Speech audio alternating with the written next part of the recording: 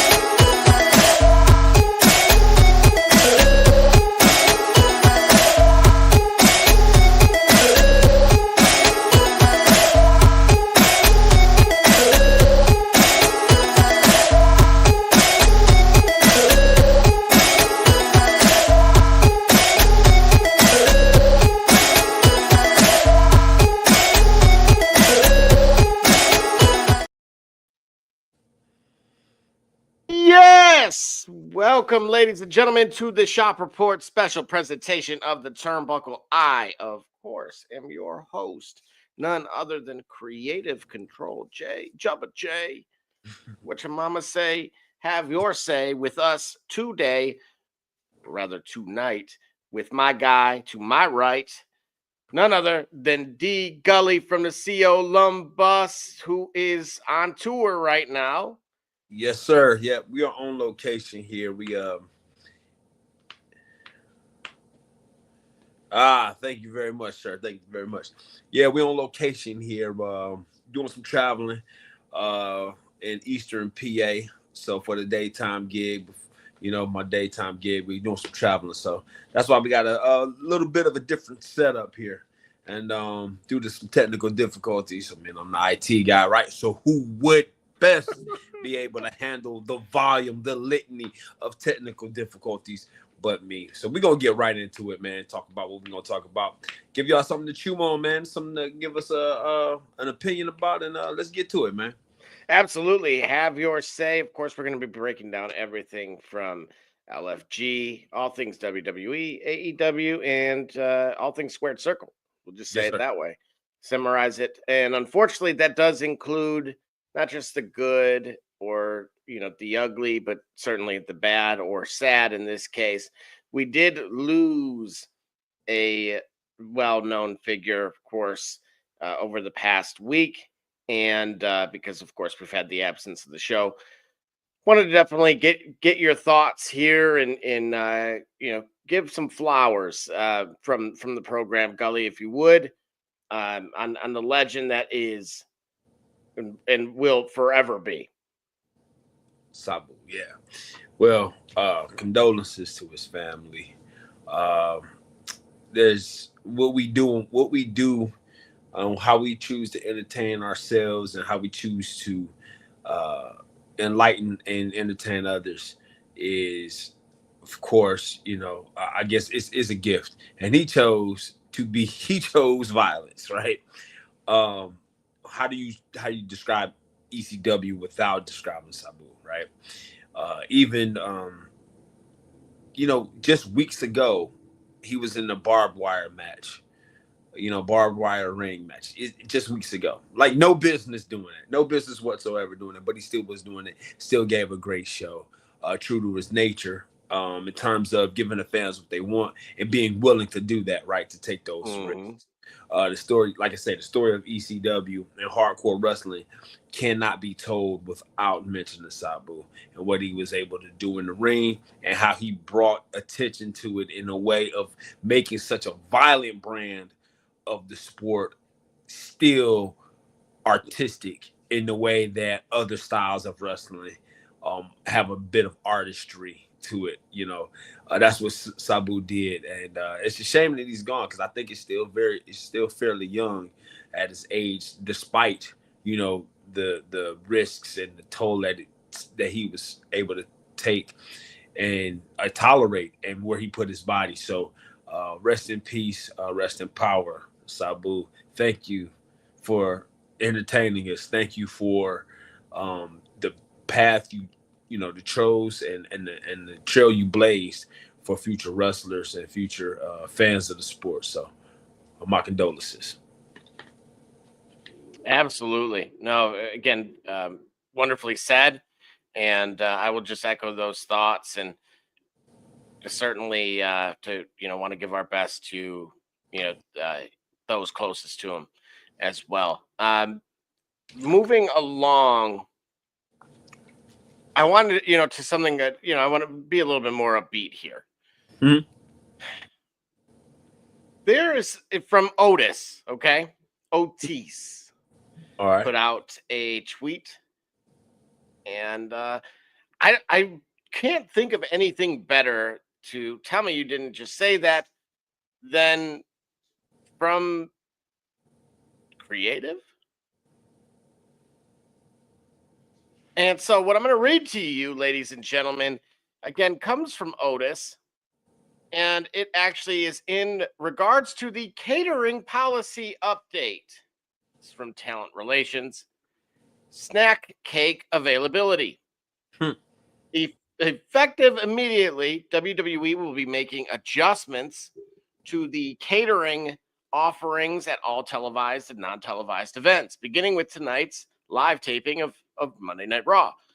Due to continued reports and direct observations of excessive consumption and misuse of the snack cake bar by a select number of individuals, we have made the decision to remove the following items from complimentary catering access: zebra cakes, Swiss rolls, cosmic brownies, and oatmeal cream pies. Ain't that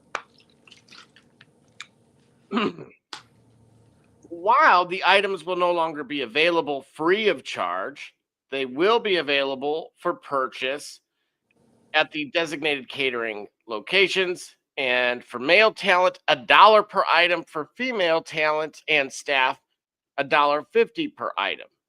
The difference accounts for average supply and demand during the past several tours. We understand this may be disappointing to some, but please remember that catering is a privilege, not a right. We must manage resources responsibly to ensure fairness and professionalism backstage. Any further misuse of catering or hoarding behavior may result in additional restrictions. Thank you for your cooperation.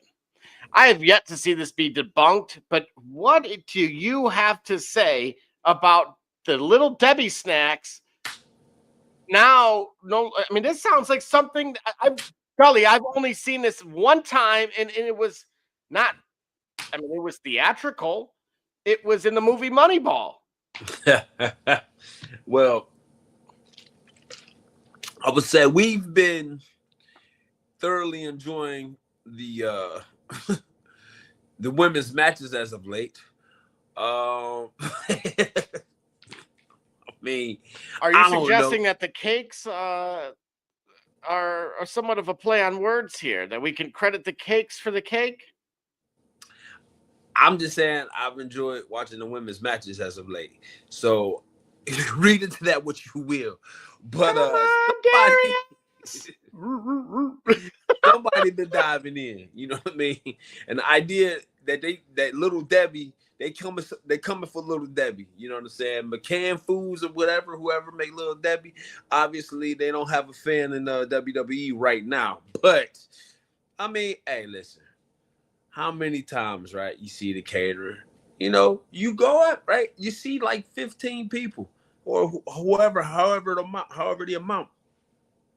You go and you're polite. You take your little dash, you take your sample, you take your allotted, right, share. And you wait to see if they're going to be seconds or thirds. I mean, come on. Everybody that went through the line. It's 12 oatmeal cream pies left. Surely they ain't about to just, one more wouldn't hurt. I mean, and then when you're up there, you also see it's 8 more Swiss rolls. Now, everybody that went in the line. Why couldn't I have? I mean, right? It is a privilege, not a right. We wouldn't want them to waste their money. having allotted this for this particular event on the tour, so you take another one. All I'm saying is, I don't see what the problem is. But hey, you know what? This is an economy that is unlike any other that we've seen, so you got to do what you got to do. But if I'm saying, if you're watching the same thing I'm watching, I think I know who been stealing the cakes, and I'm gonna just leave it there. Oh. Oh. If anything, I'm advocating on this program Yeah. for the reinstallment of the hoarding of cakes because of its what I would frame or phrase as from the competition committee. Yeah. Yes, and I will leave it at that. Yeah, That would be my response. Yeah, and I will leave it at that. Speaking of competition, Yeah. Gully, we, of course, and you have been not critical, but certainly have entertained Ricochet, King Ricochet. Woo.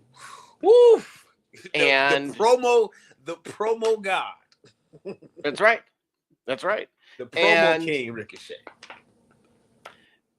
Now, unfortunately, he had this exchange here. So again, in our Tell Me You Did Not Just Say That, Siobhan Evans from, of course, NXT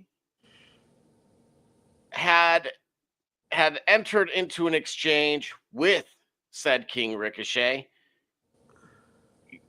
And if you'd like, I will read these tweets. Brother, I was learning from Shawn Michaels when you was like 12. Then went on to become multiple-time champion. Let me know when you win one, little boy. Mm. And yeah, if Tony asked me, I'd definitely beat yo fill in the blank. It didn't stop there. Right. Again, of course, Javon fired back. You learned from HBK when I was 12 and became a multi-time champion or a multiple-time champion. Now you're wrestling in front of 2,000 people every week for a crackhead. Talk about an upgrade. Am I right? Wow. Gully, I hello, police? Yeah. Johnson been fired. Yeah. Ricochet. Oh, yeah. So there was a bit of Ricochet in that in the comment, man. That gotta hurt though. You know what I'm saying? I would say I'm throwing hands if I see Javon Evans. I'm throwing hands at him. I mean, that's so disrespectful. You know what I'm saying? For him to realize that I took a pay cut and took a massive attention away from myself in order to go and Javon Evans, he wrong for that. He wrong for that. He is wrong for that. Why he's wrong for that? Because it's so true. You know what I'm saying? Truth hurts. And Ricochet need to find his nearest place of worship because that was a truth bomb for him for sure. And again, what we see in Ricochet is the promo game isn't quite there just yet. I don't know if you noticed. I don't know if you read that right, but if you cringed while you read that from Ricochet, you had it in this proper context. It is cringeworthy for him whenever he's speaking that way. Hate to see it because again, he's so talented, but this ain't the way to go. Javon Evans, hey, leave him alone, man. Leave Ricochet be right now. He got other things he got to worry about. Just leave that alone, please, sir. Please, sir, leave that alone, Mr. Evans.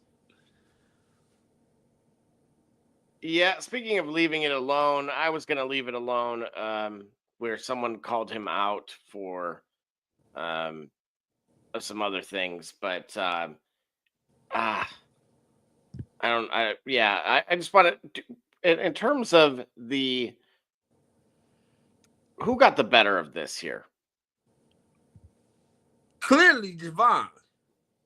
But now you have infighting or fighting between brands. For the first time outside of what, CM Punk? Okay. So in a way where we've brought up that, okay, you see, Joe Henry. Yeah. Joe Hendry ends up insert program here, right? Mania. This is different. This isn't a true affiliated partnership. This would be deemed the competition, right? I would argue this one thing outside of Kevin Nash saying on Nitro, HBK, I see you. Yeah. This would be two true rival brands interacting with one another. Yeah. We've talked about in the past these chess moves that TKO is playing, right? And we'll get to some of those as well momentarily because of who was signed because of it. Right. But we've been also waiting for someone or, within that promotion to show us what they're willing to do, right? MJF kind of talking about Miz or somebody else. He's always positive. He stated he's a fan, and that type of thing.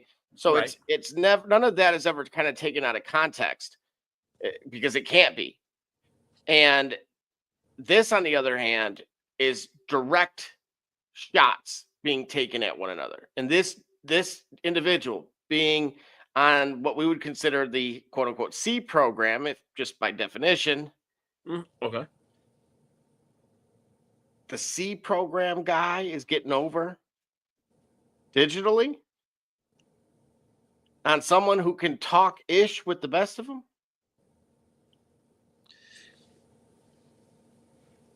Yeah. How, if you're AEW, what do you do?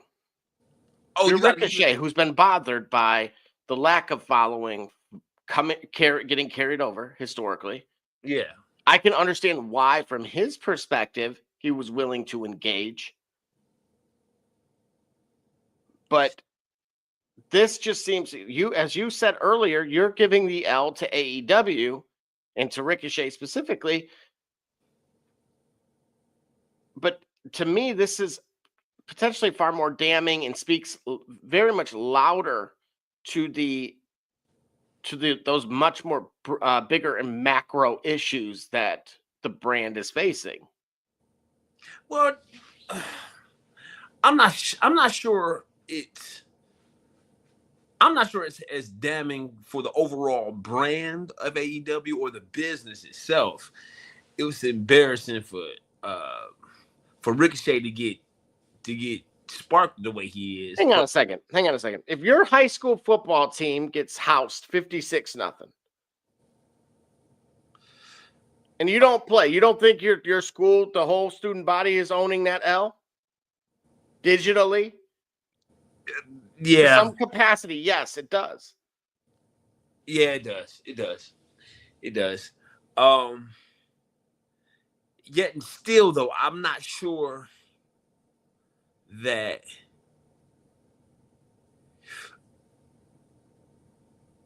I'm not sure that it I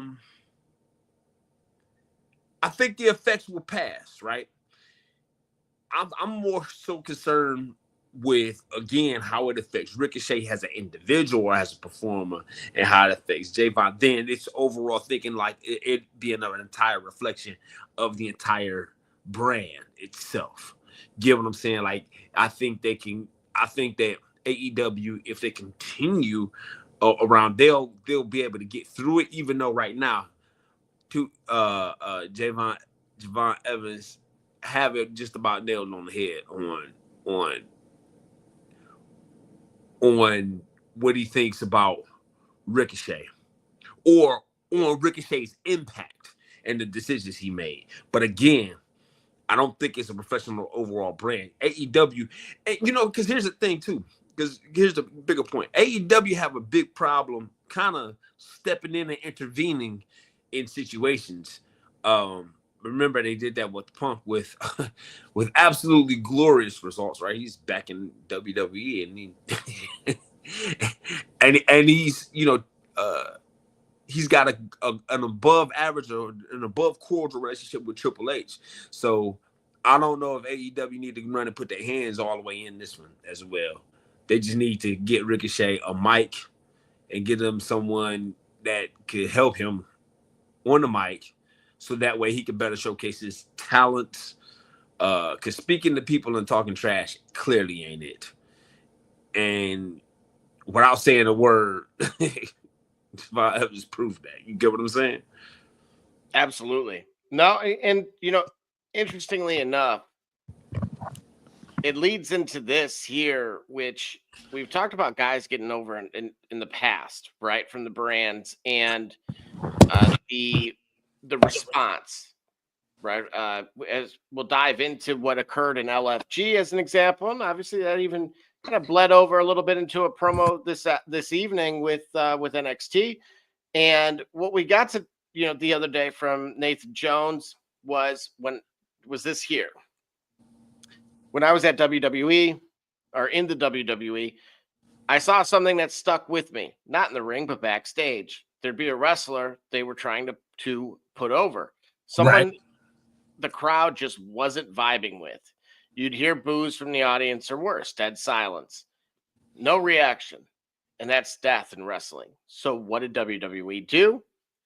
They'd pump in crowd noise, literal cheers through the arena speakers, sometimes even piped in chants like, Rocky, Rocky, for someone the crowd clearly didn't care for. And then I'd watch from the monitors backstage as the real audience started to fall in line, like that fake reaction gave them permission to cheer, and they did. That's when it hit me. Most people don't think with their own mind, they follow the noise. And now I see the same trick everywhere.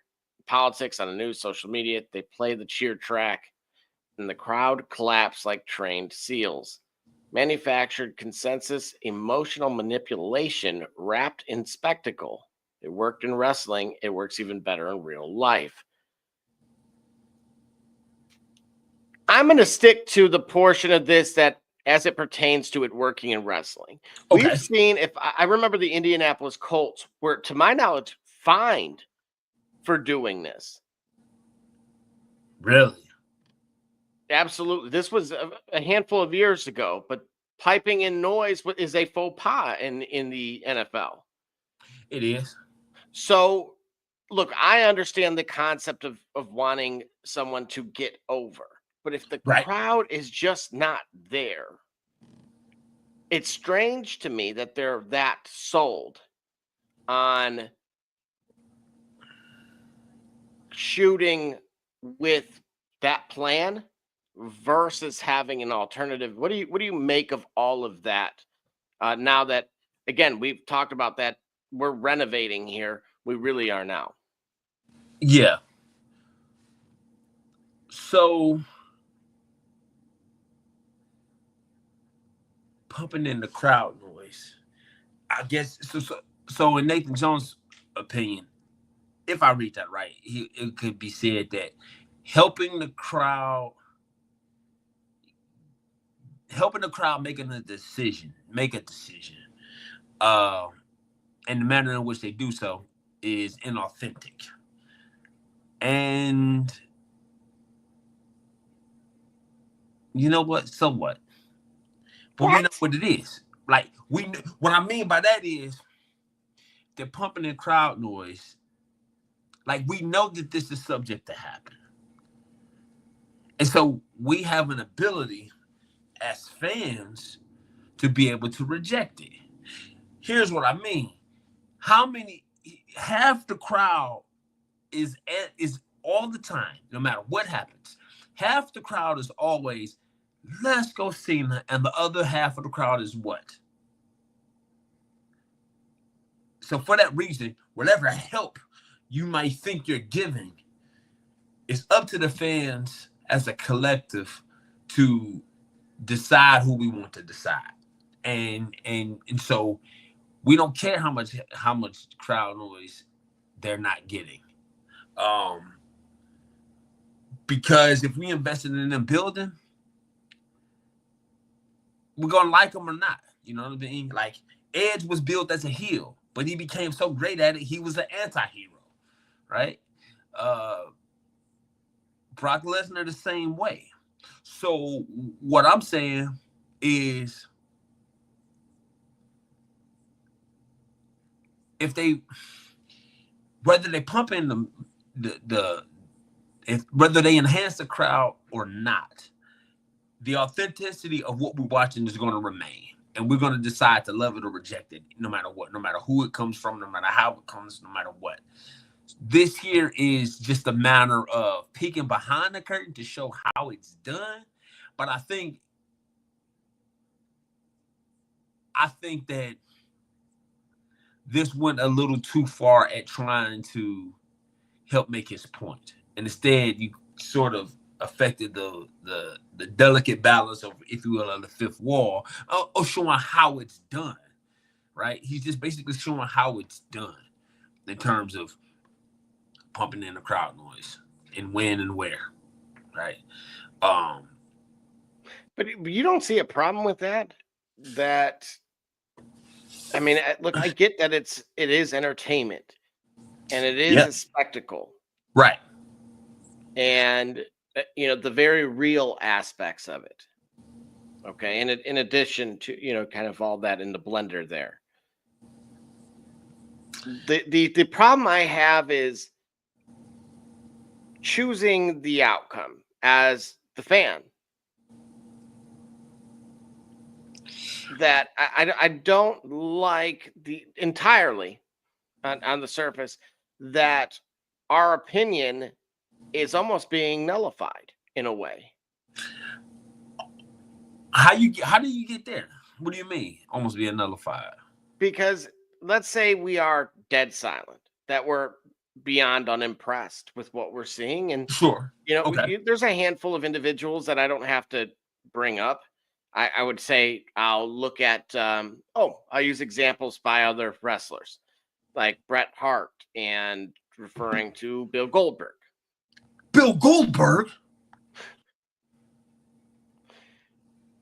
Or Undertaker with the Golden Goose.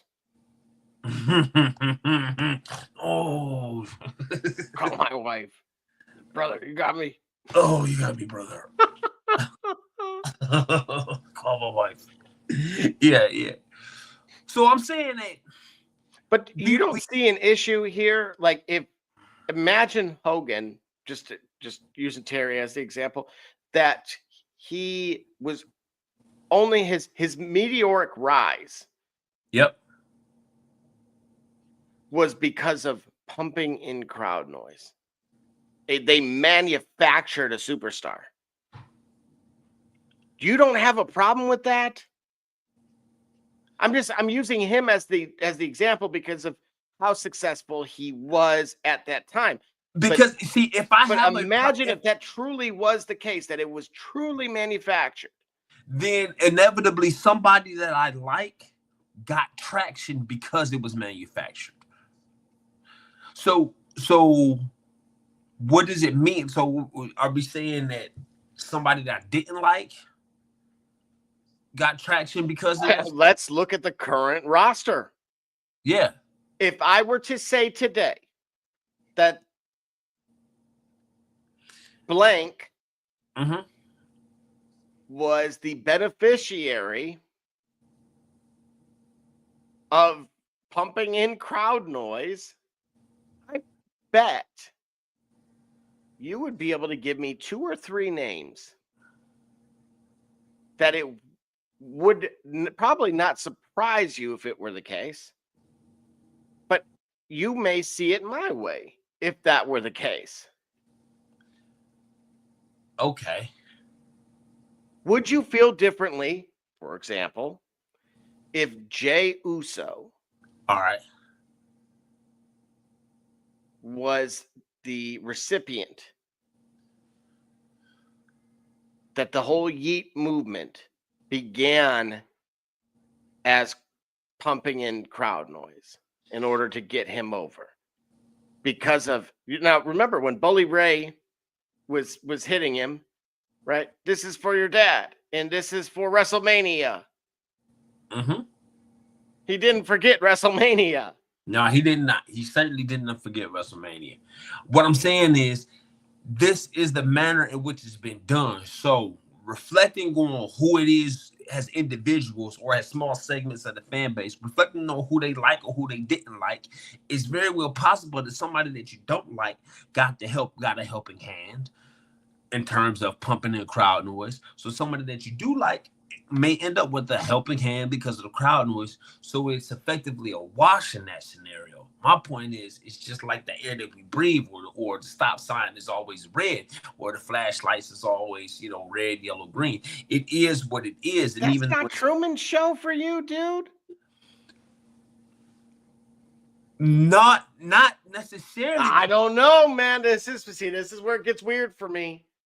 This is what I'm saying is some of the guys we liked have had this happen. See, and I think that would crush me.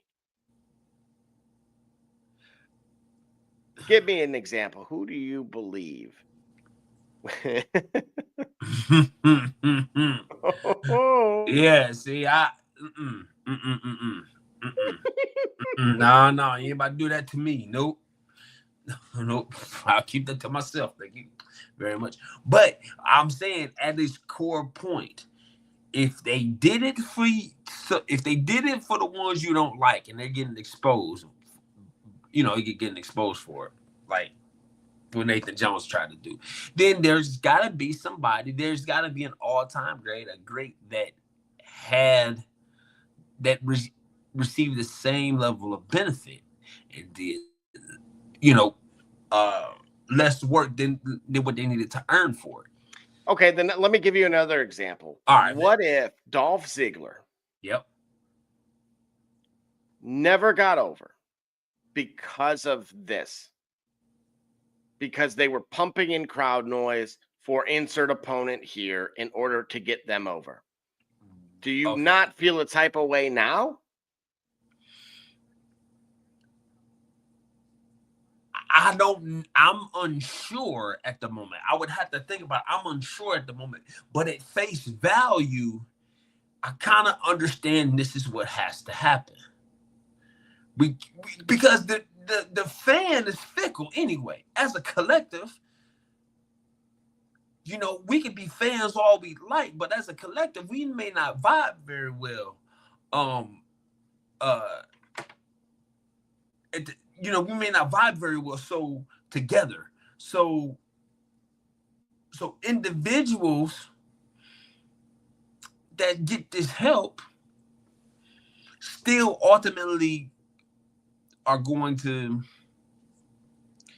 decide ultimately could decide if we like them or not. I just feel like this is what he said, pumping the crowd noise. It's the manner in which things are done, like it or not. Right. And that's just it. Yeah. And in our case here, as business minded as I am, you certainly understand the business of it, right, and what unfortunately must be done.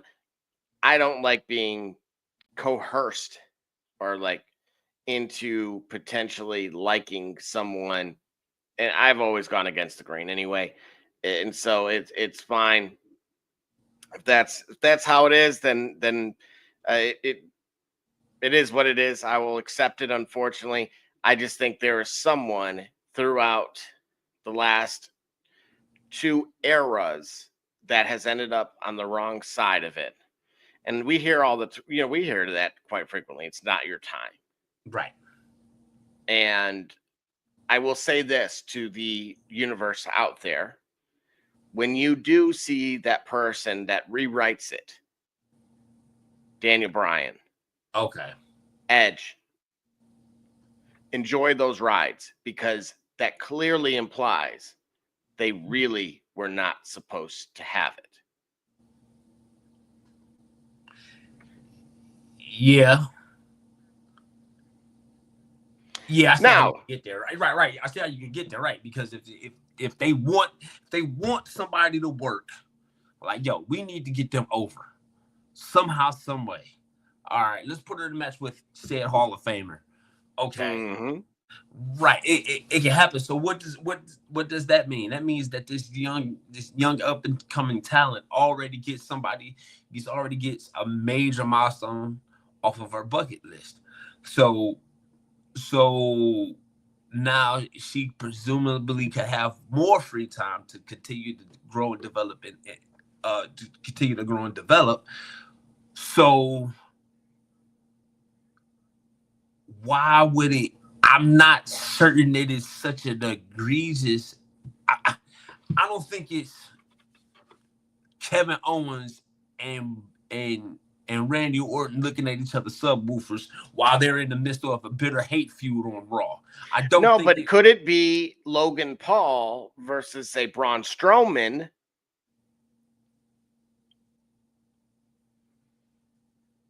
How about now? I'm not getting that push. I put in my time. Okay. They're not pumping in the crowd noise for me.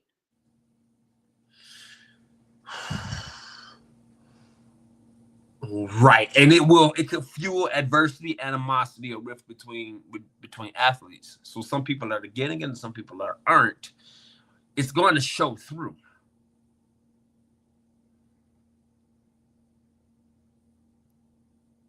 Yeah, so it's going to show. So think about it, right? Like if it's truly that simple, right? Then in the without getting flagged, the audio of that one kid in the car, do that to me.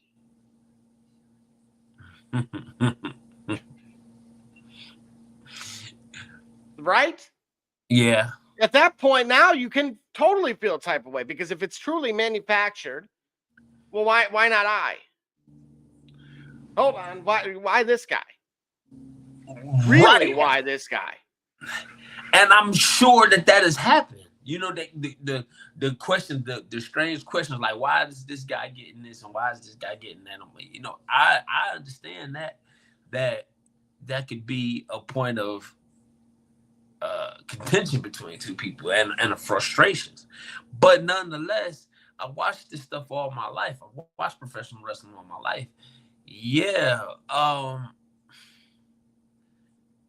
If they need crowd noise to help get to a point, rather than it happening organically, I'm already subscribing to a theory that a 350-pound man could lose a match to a 150-pounder. So I'm not so torn up over this.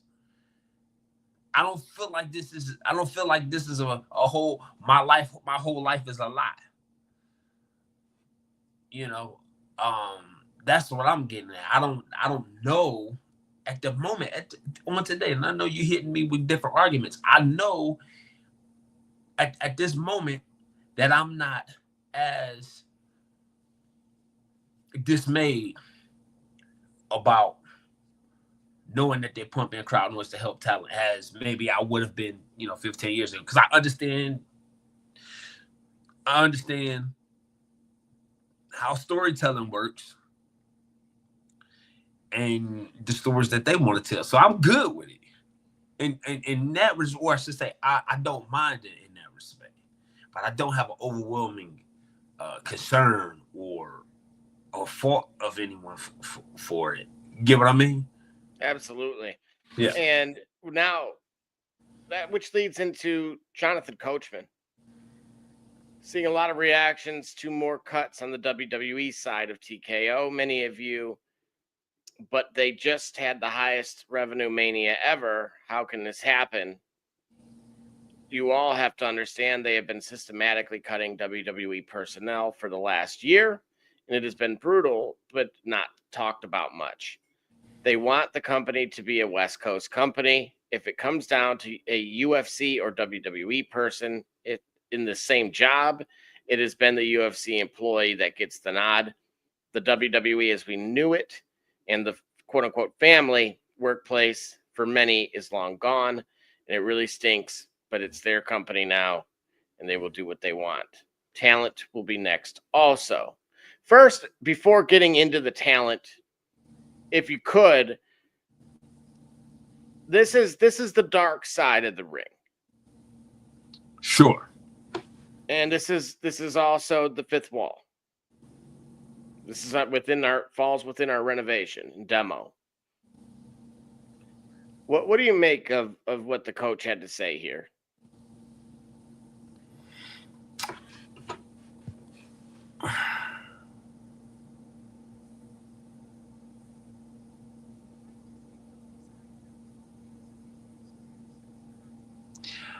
Looking at it again, reading it to myself.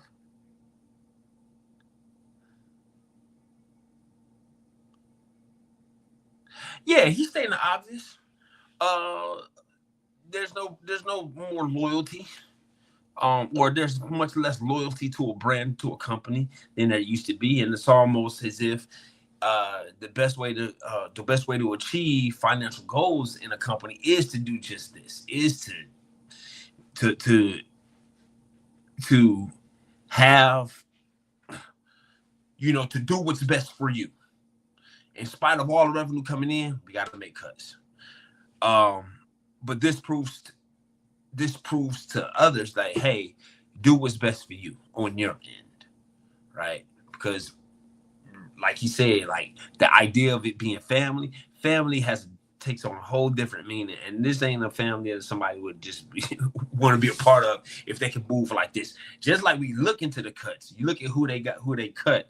I don't know if you got that available, but it tells you that, man, this is just a business. Much as I love it, our job as fans is to fall in love with it, so we want to come see it again.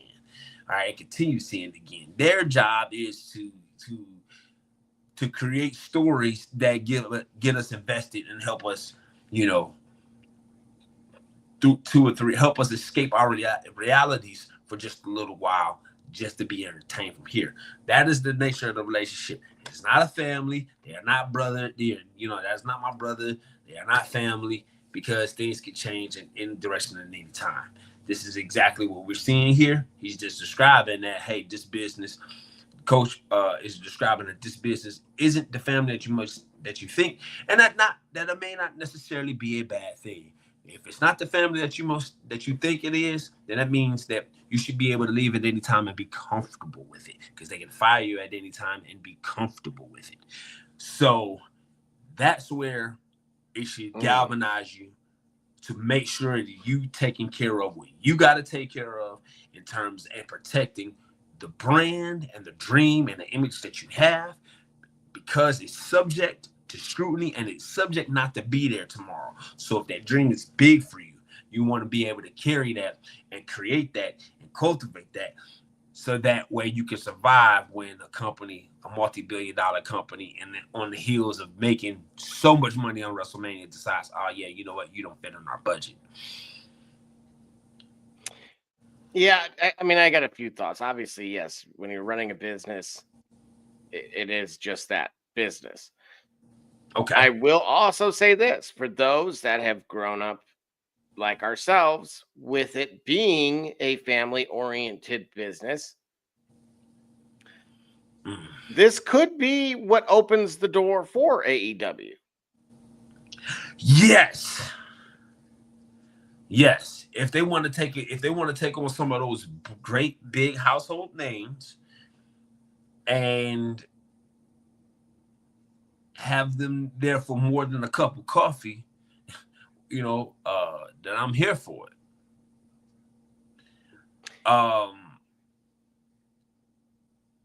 Well, in addition, obviously knowing, understanding that, yes, it's changed, but hearing profitability, right? Look, as somebody that frequented Vegas, and now, of course, half the strip is public entities, and hospitality is now gone by the wayside.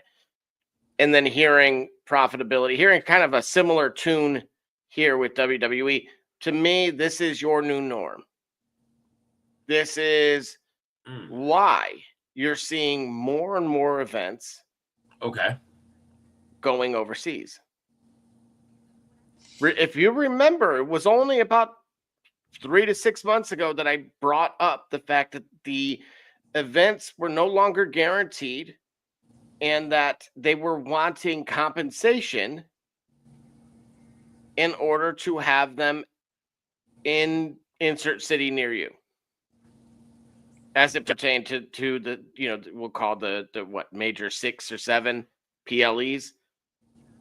Right. So Right. having your tourism dollars and parks and rec potentially, etc., in order to secure a bid the way that you would, say, for a Super Bowl,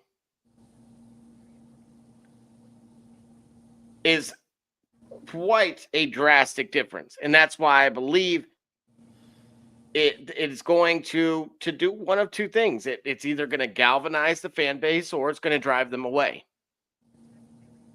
It works for UFC. Yes, we see that. But is there that guarantee here? And I believe this is why some of those business moves have otherwise been made. But I look at this from not just a short-term vantage point. Yes, I get it. You shored up and sewed up the grassroots aspect by having the wrestling schools. And then now you've taken AAA, which is traditional or was otherwise not considered traditional lucha.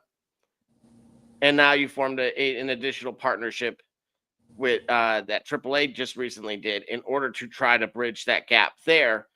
So you're trying to cover all of the bases. Okay.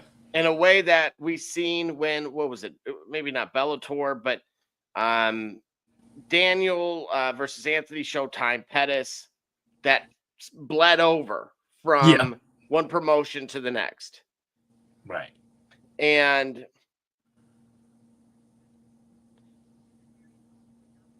But Hunter, who's been rumored on the hot seat time and time again, it just seems like it's inevitable. Not even just limited to him, even board member, movie star, has been rumored to be on the way out as well. So my concern actually has to do more from the top, because we've never actually seen this done without guys like Bruce and oh my goodness, I'm spazzing on the two that have been historical mainstays. They had their own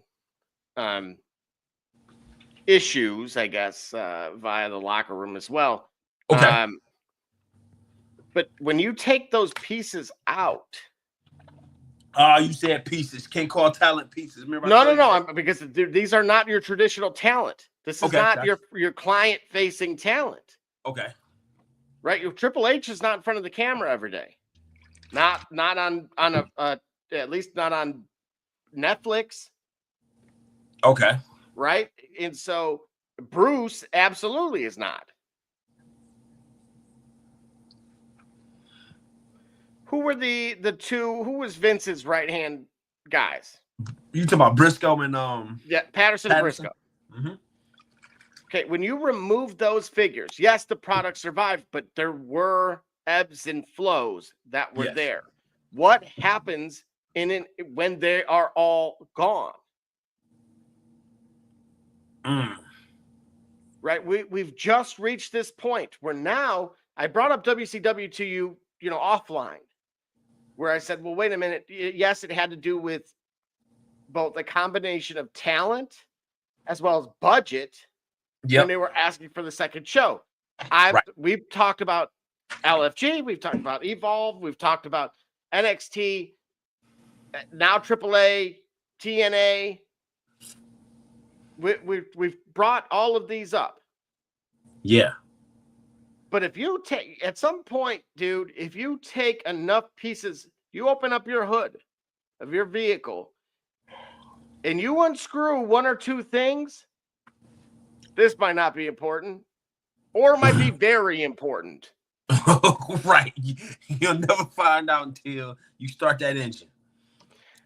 This is where, unfortunately for me, I look at what short-sighted from if you were to look at this, for me, if I was unfortunately a C level that was a little bit more well off and doing my wait till I get my money right, you can't tell me nothing, right? So Yeah. I might look at this in the short term.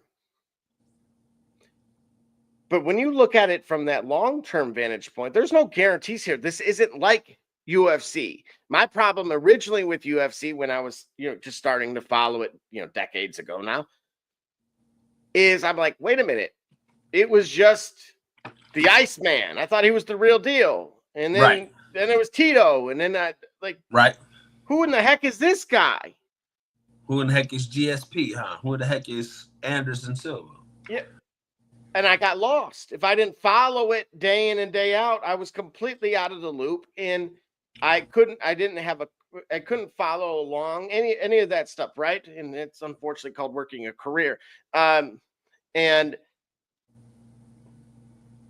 WWE, on the other hand, yes, you were able to fall out of the loop, but then you would come right back, and some of the same familiar faces, John Cena, were right there, front and center. Oh man, John Cena's still there, and you feel like you're right back. Right. Never left. Still hustle, loyalty, whatever. Your mama. Yeah. So why do some guys continue to get burning opportunity? But when you see the talent release in spite of those shows, and you talk about potentially releasing of said mainstays, do you not see that a potential vulnerability? I spot one, yeah. Right. This happened to Braun before already, right? It sure did.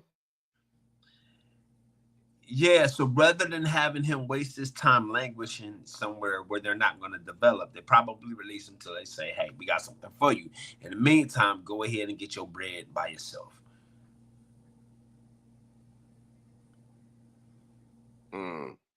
See what I'm saying? 5 programs, dude. Nothing?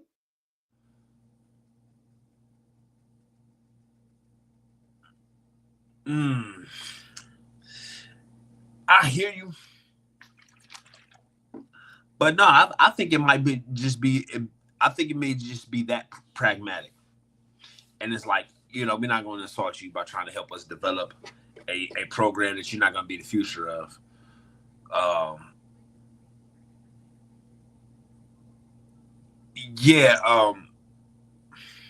But wait a minute. You could pump the crowd noise. You're pumping but remember, going back to that, remember, like I said, fans still have enough momentum and enough say in that area to be able to discern if they genuinely like you or not. The crowd noise is not going to save everybody. Maybe I could have said it simpler if I'd have said it that way. The crowd noise won't save everybody. It won't save all the talent. So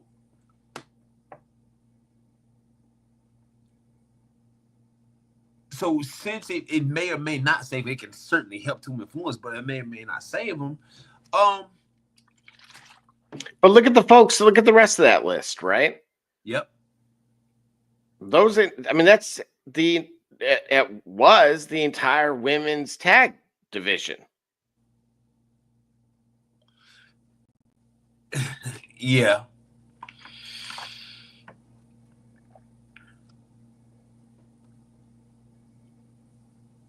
But I think, let's say the 2 biggest names on here, Strowman, and, in my opinion, Strowman and Baszler. They can land on their feet somewhere else.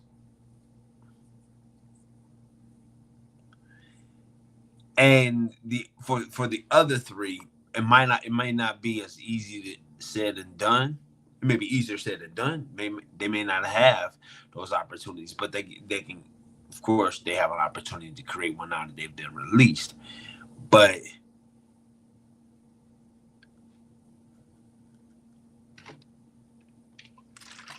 I think that's the case. when it comes to Braun and Baszler. They're not going to patronize them by having them work in an odd place, odd time, odd slot, or what have you. Whereby these guys have proven they want to be in the main event discussion somewhere. And so, absent that, this is what they get. They don't want to deal with that. Yeah, see, and this is where I think it's going to start changing. And this could be what the tip of the iceberg is for that. That we've talked about folks doing, either some combination of dark matches or main event on the Saturday, or C program, D program, E, and also the cross promotion. Yeah. In order for that to be sustainable, it can't necessarily always be the guy. It can't always be John Cena, right? It can't be Randy Orton. Right. You got to be somebody else. Right. And in my opinion, that's where it's going to actually benefit them most. And we've started to see it with some of the others, and I didn't get those tweets, but they took shots at one another for it. But I believe that's where we're going to start seeing the changes, because if you don't have we've talked about this before, less bumps, more filler. Yeah. But you do that and you have such a small talent, roster size. I don't want to pay for DLC every year from yesteryear. You get what I'm saying? Like, I don't want to have to get Ravens flock every, to be able to sustain, my creative player, because there's the same 13 relevant people. That I have an issue with, especially if it's as simple as propaganda with pumping in crowd noise. Okay, what do you do? All right, so where does Braun fit right now? What feud could you put him in?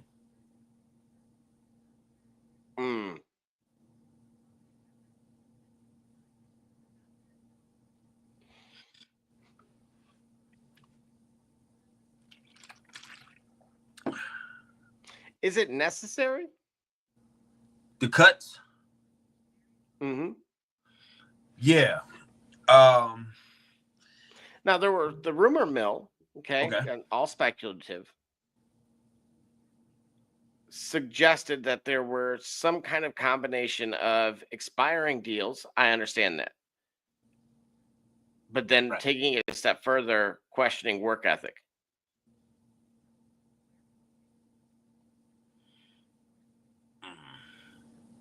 Huh. Throw that into the mix.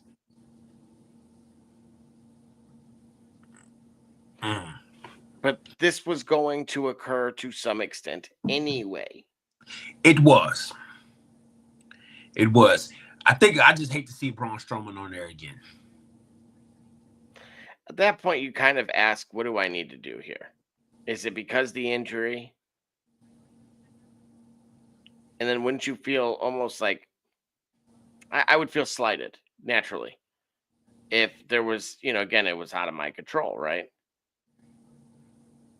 Then to your point, where do you put him? I mean, honestly, look, I'll give you an example here. There's one right there with Kofi, and again, I'll let you people read that.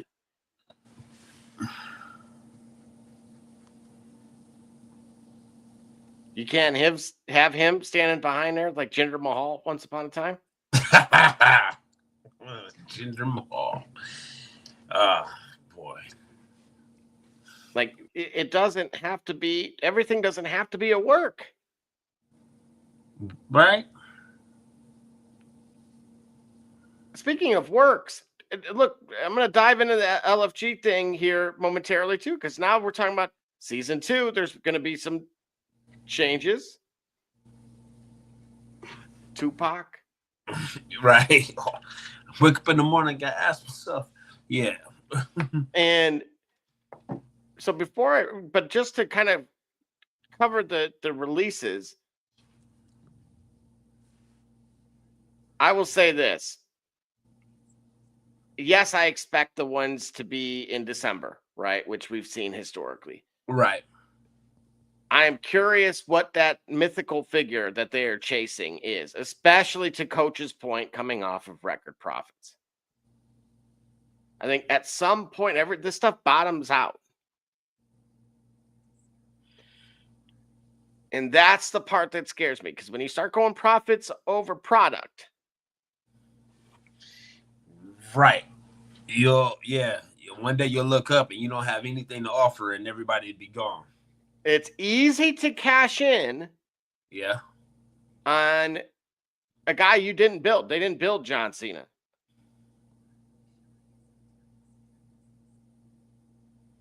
I want to see a true TKO production. That's the part that I'm driving at. So for me, Hunter can name his price. Whether I like it or not, or agree with him on every single thing, that typically makes a great tandem. It does. That's why we've done so well. Correct. But to me, he's no longer disposable, because until you can prove to me that they're capable of building someone, because it's not as simple as just, okay, well, regurgitate what worked with Ultimate Fighter. I don't think it's that simple. Do you? No, it's not that simple. It's not just pumping in crowd noise, Gully? No, I told you that can be. I told you that it can already be of influence, but we're going to decide if we're going to like you or not. Remember, like I told you, Edge was a heel that the fans rejected as a heel. They genuinely loved him. He was supposed to be a heel. Oh, speaking of heels, a byproduct of the AAA signing. Whoa. Right. Look, guess who's back?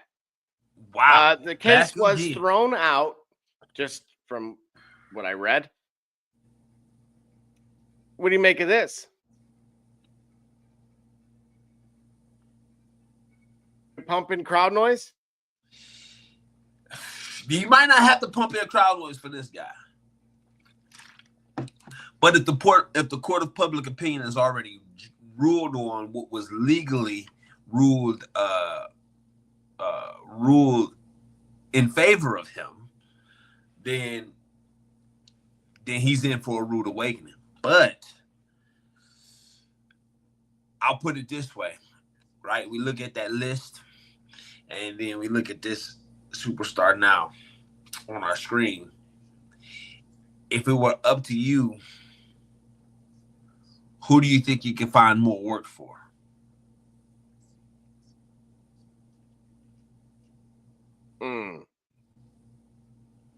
Right. Oof. Yeah. That's a question for you. Well, let's just cut right to the chase then. Yeah. Now, for those that didn't see, of course, the Hulk Hogan was on the McAfee show, or I'm sorry, we'll just say on a program, and mentioned Benjamin Shelton specifically. Mm-hmm. And this was the response. Message to Hulk Hogan. You lost me forever with your don't get caught, or as you would call it, apology speech. So rather than screw up my name and pretend we ever had any sort of camaraderie, which we never had, please do me a favor and Will Smith. Yo, make it on no uncertain terms. I don't rock with you. This is how you do it. On no uncertain terms. I don't rock with you. I don't vibe with you. We don't get along. We won't get along. I'm cool. Whatever. This is how you phrase that. This is how you do it. Why you keep lying like that?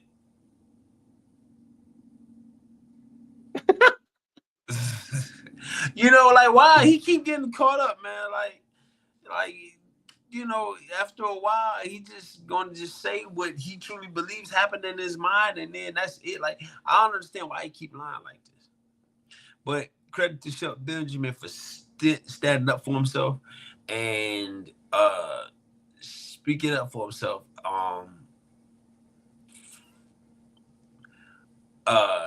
Credit to him, because I didn't know how he felt. I thought they had kind of that was all an element of Hogan's past, not still current. And clearly I was wrong about that, because this tweet exists.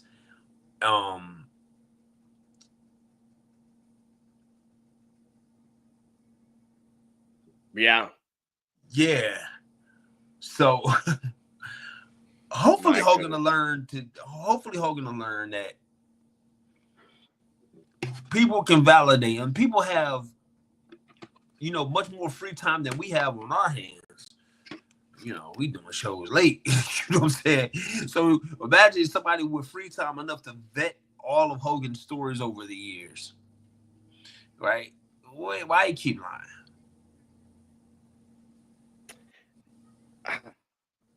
I'm going to be honest with you. I'm really not sure. This one I struggle with, dude. I can't. I got nothing. Yeah. It perplexes me because I don't think it's necessary. Right. I think honestly he could take the high road, or go against the grain at this point. I think he's old enough, right? Right. If he, it would almost be. I'd rather he just be authentic. Yeah. Regardless of how I feel about authentic, and that and I'll let you guys read between the lines. And so, with that being said, we are going to take our first big break. We're going to dive quickly into LFG's finals for season 1. Some controversy surrounded around season 2, and of course, we had a pay-per-view. Yeah, we did. See you soon. It's Greg Cunningham, and you watching the Shop Report. I'm Harvey Diallo, and you watching the Shop Report. My name's Chris Murray, and you're watching the Shop Report. You're Jay Knight, you're watching the Shop Report. It's Max McKee, you're dropping in on the Shop Report. Barbershop Jay, Quentin Hines, Super Bowl champion. I'm ready. Let's do it. I'm on. Hi, I'm Mars Man. We're at Mercury Stadium, and you're watching the Shock Report. Hey, I'm Billy Butler, and thank you for watching the Shop Report. Hey guys, I'm Les Norman, former Kansas City Royal, and you're watching the Shop Report. Commander Brown, Detroit Rivers Mountain Training, and I'm watching the Shop Report. Hey, this is Doug Flynn of the New York Mets. Well, a few other teams, of course, too. And you're watching the Shop Report. I'm Matt Ramos, and you're watching the Shop Report. How you doing? I'm Rajay Davis, and you're watching the Shop Report. How you doing? This is Nelson Figueroa, former Major League pitcher with a lot of teams. You're about to listen to the Shop Report. Hey, this is Howard Johnson. You're watching the Shop Report. Hi, I'm Heath Bell from the New York Mets, and you're listening to the Shop Report podcast. Yeah! Hey, I'm Josh Soley, former catcher of the New York Mets, and you're watching the Shop Report. This is Edgardo Alfonso for the Mets, and you're listening to Shop Report. Hey, this is Doc Gooden, and you're watching the Shop Report. Hello, this is Mike Hampton, and you're watching Shop Report. Hey, this is Herman R.V., former NFL offensive lineman with the Cleveland Browns and the Baltimore Ravens, and you're listening to the Shop Report.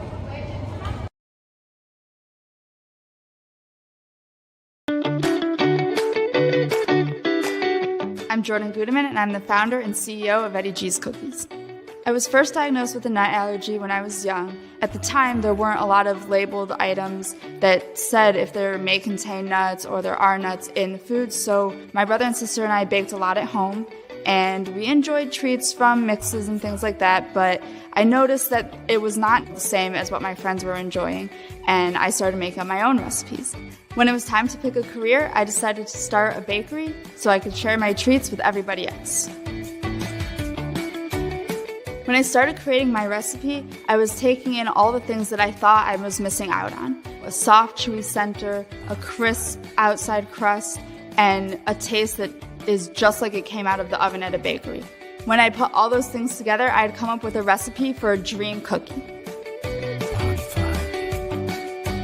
Eddie G's Cookies only uses the finest ingredients. We have all natural flavorings, no preservatives, and every cookie is made in a nut-free environment. The best part about Eddie G's Cookies is that they can be delivered right to your door. You can share them or not. We won't tell.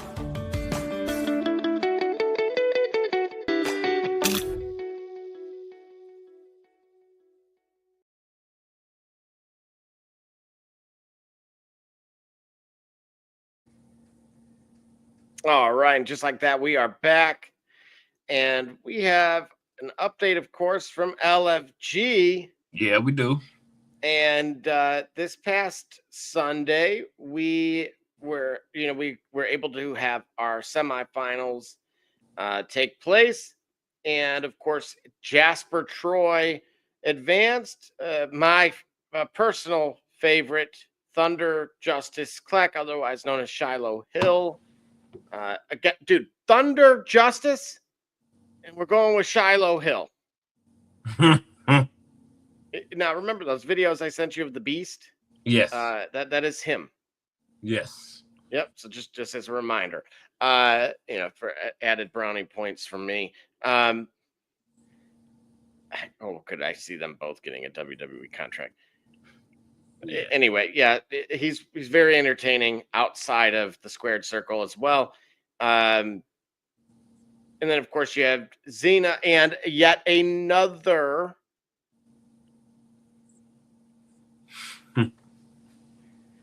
gold medalist.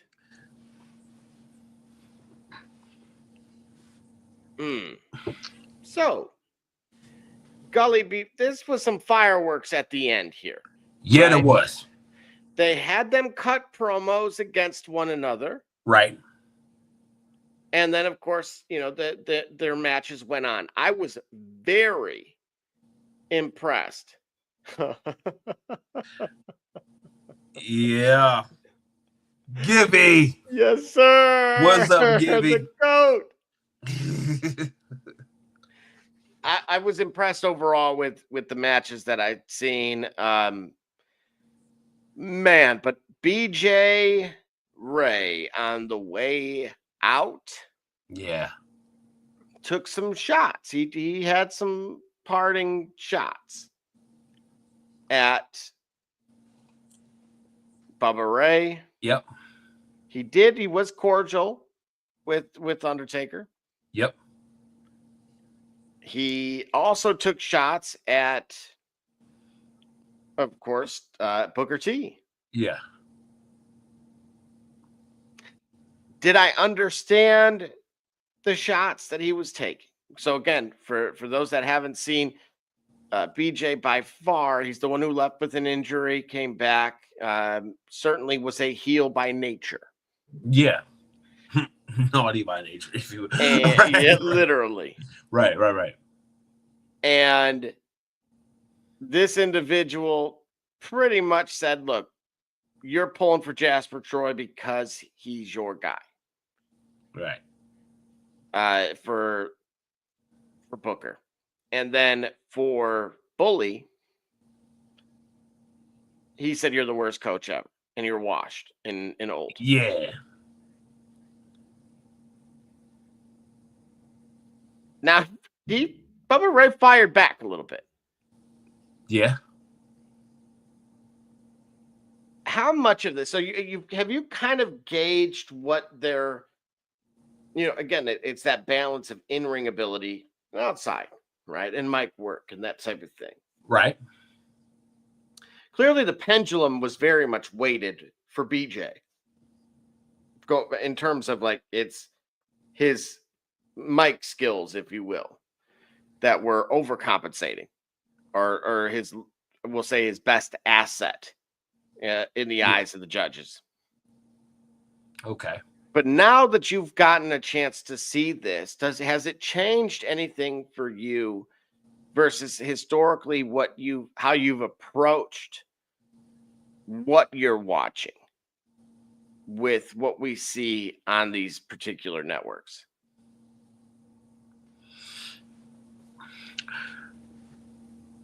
Well, first of all, I want to say, as far as the actual incident, right? I was somewhat surprised, pleasantly surprised that somebody had a genuine reaction.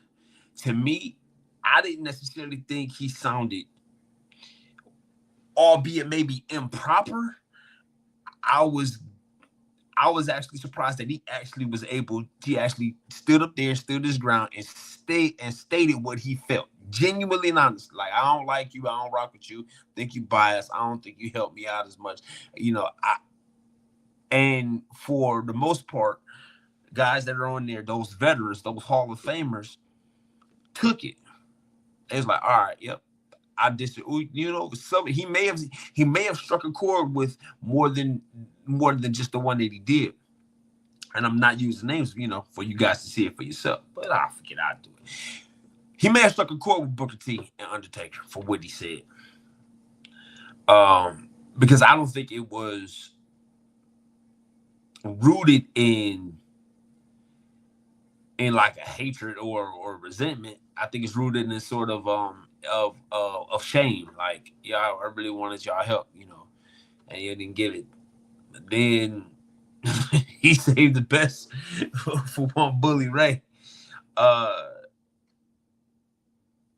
And to see that happen live, I think it's cool. I mean, that's what's it? Real Housewives of whatever. Real Housewives of Altoona or wherever they at, they can have those type of reactions or whatnot. And it makes for good TV. Certainly, I think we were due for a shoot promo, if you will, in the program, and we got it. So I'm glad for that delivery, and that's why I kind of appreciate what happened. I'm glad it didn't escalate and get really ugly. You know what I mean? So we were able to hear what everybody really feels about one another. But no, I'm glad for it, man. That's part of the fifth wall that we kind of watch. We know real things happen. We know real animosity happens between wrestlers that have a job to both help each other entertain us.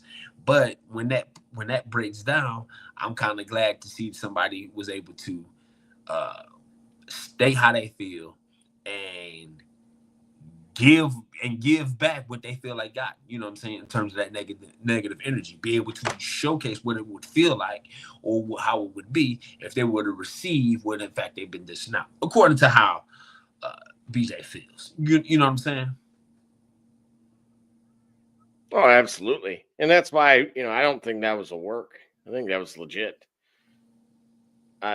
Certainly, as they say, there's truth in a little bit of truth in every lie. Gotcha.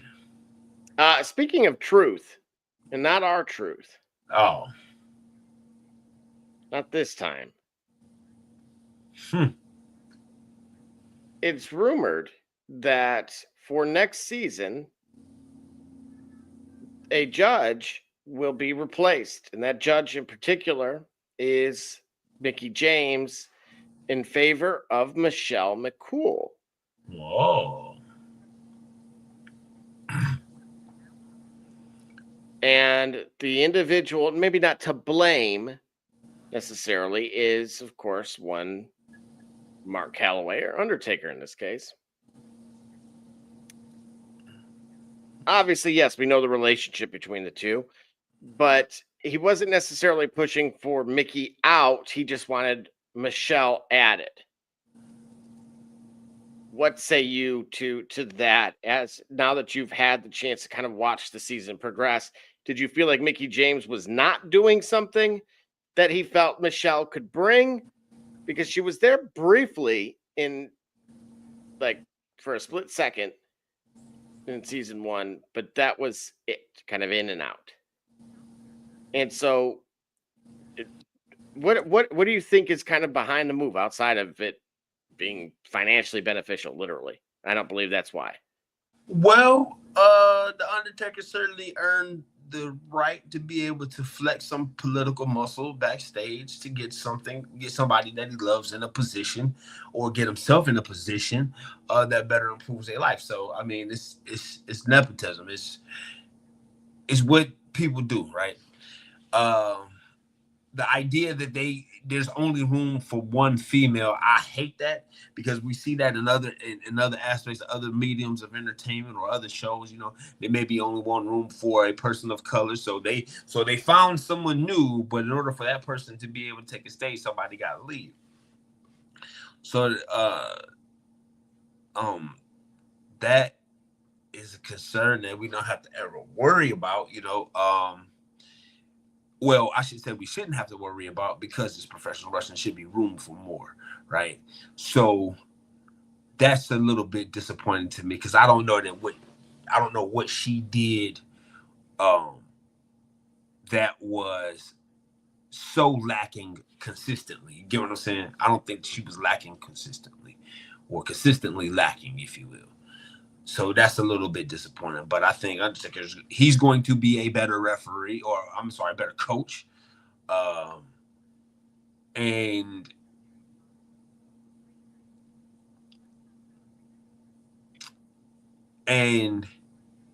I think he'll improve. I think it's great to have that spot, but I feel like there's room for two. One doesn't have to come at the other's expense, because that's how resentment and criticism and the blogs, that's how I get going, right? A misunderstanding. I'm sorry, and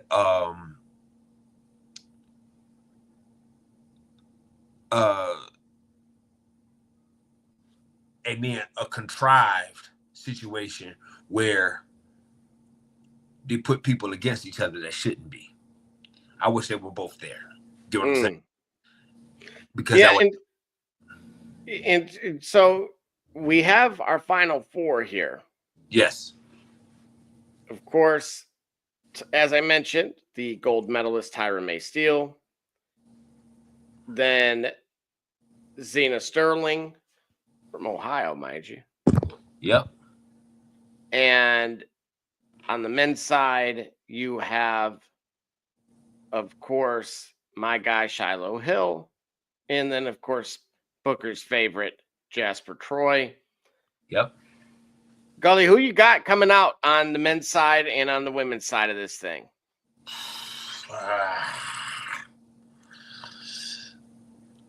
Oh, man.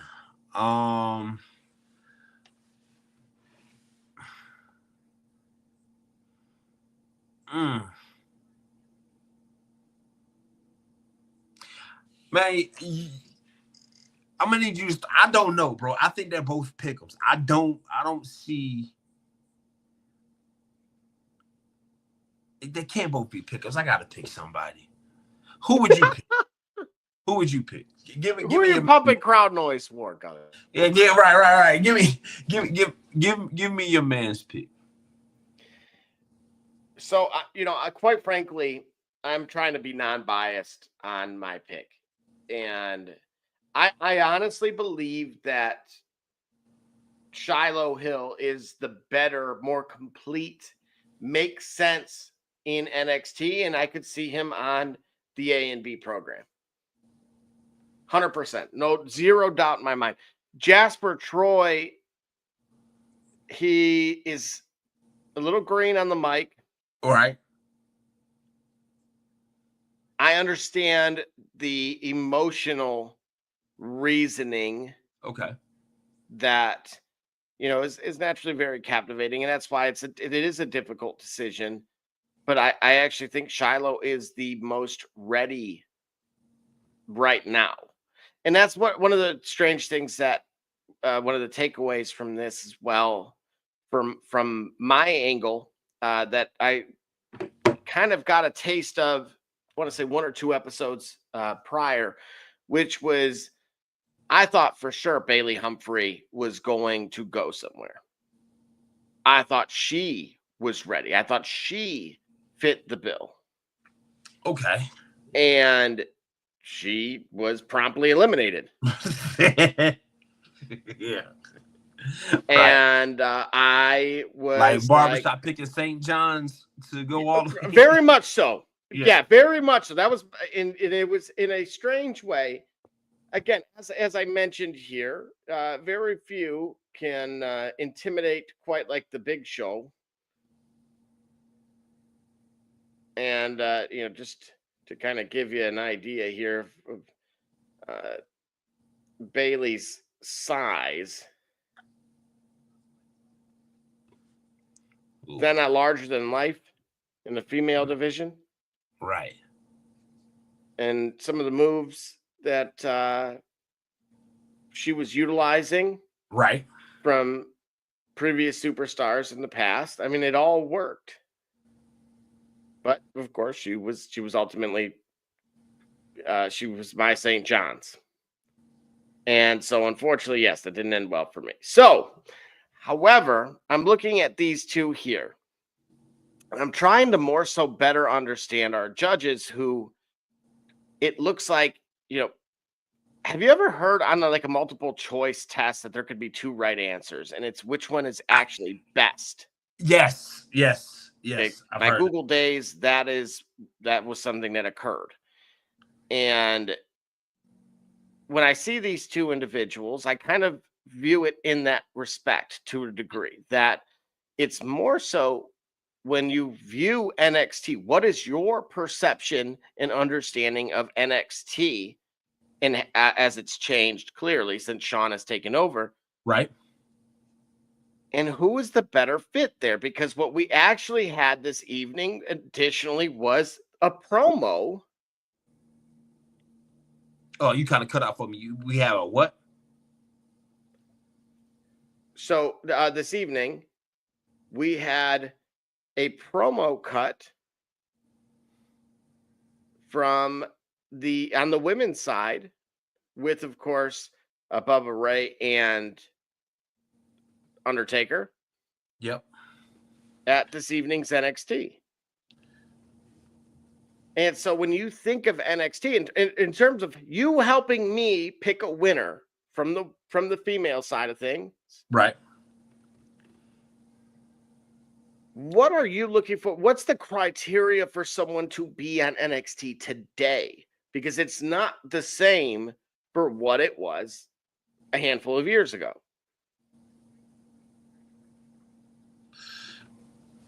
All right. So for me, there's got to be, of course, everybody's got to have all three, right? A look, a mic, and ring work. But there's one thing that I want to tell you. After we talked about it off the show yesterday, that has sold me on another guy that we'll bring up in a few moments. But I'll just say here, ability to take bumps. That helps to know that you're safe in the ring.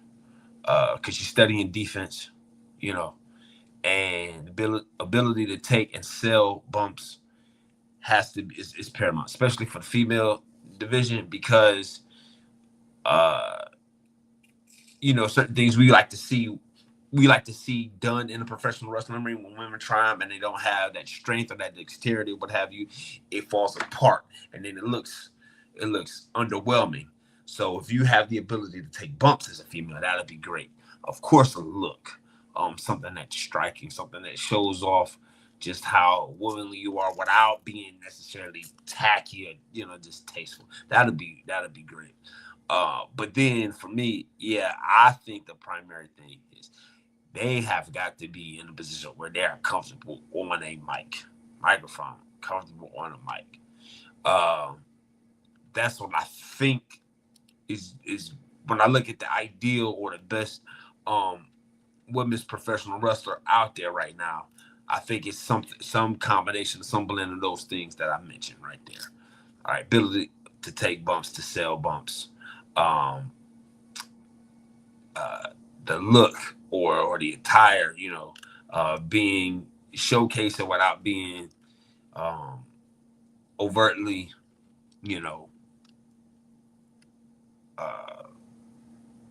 overtly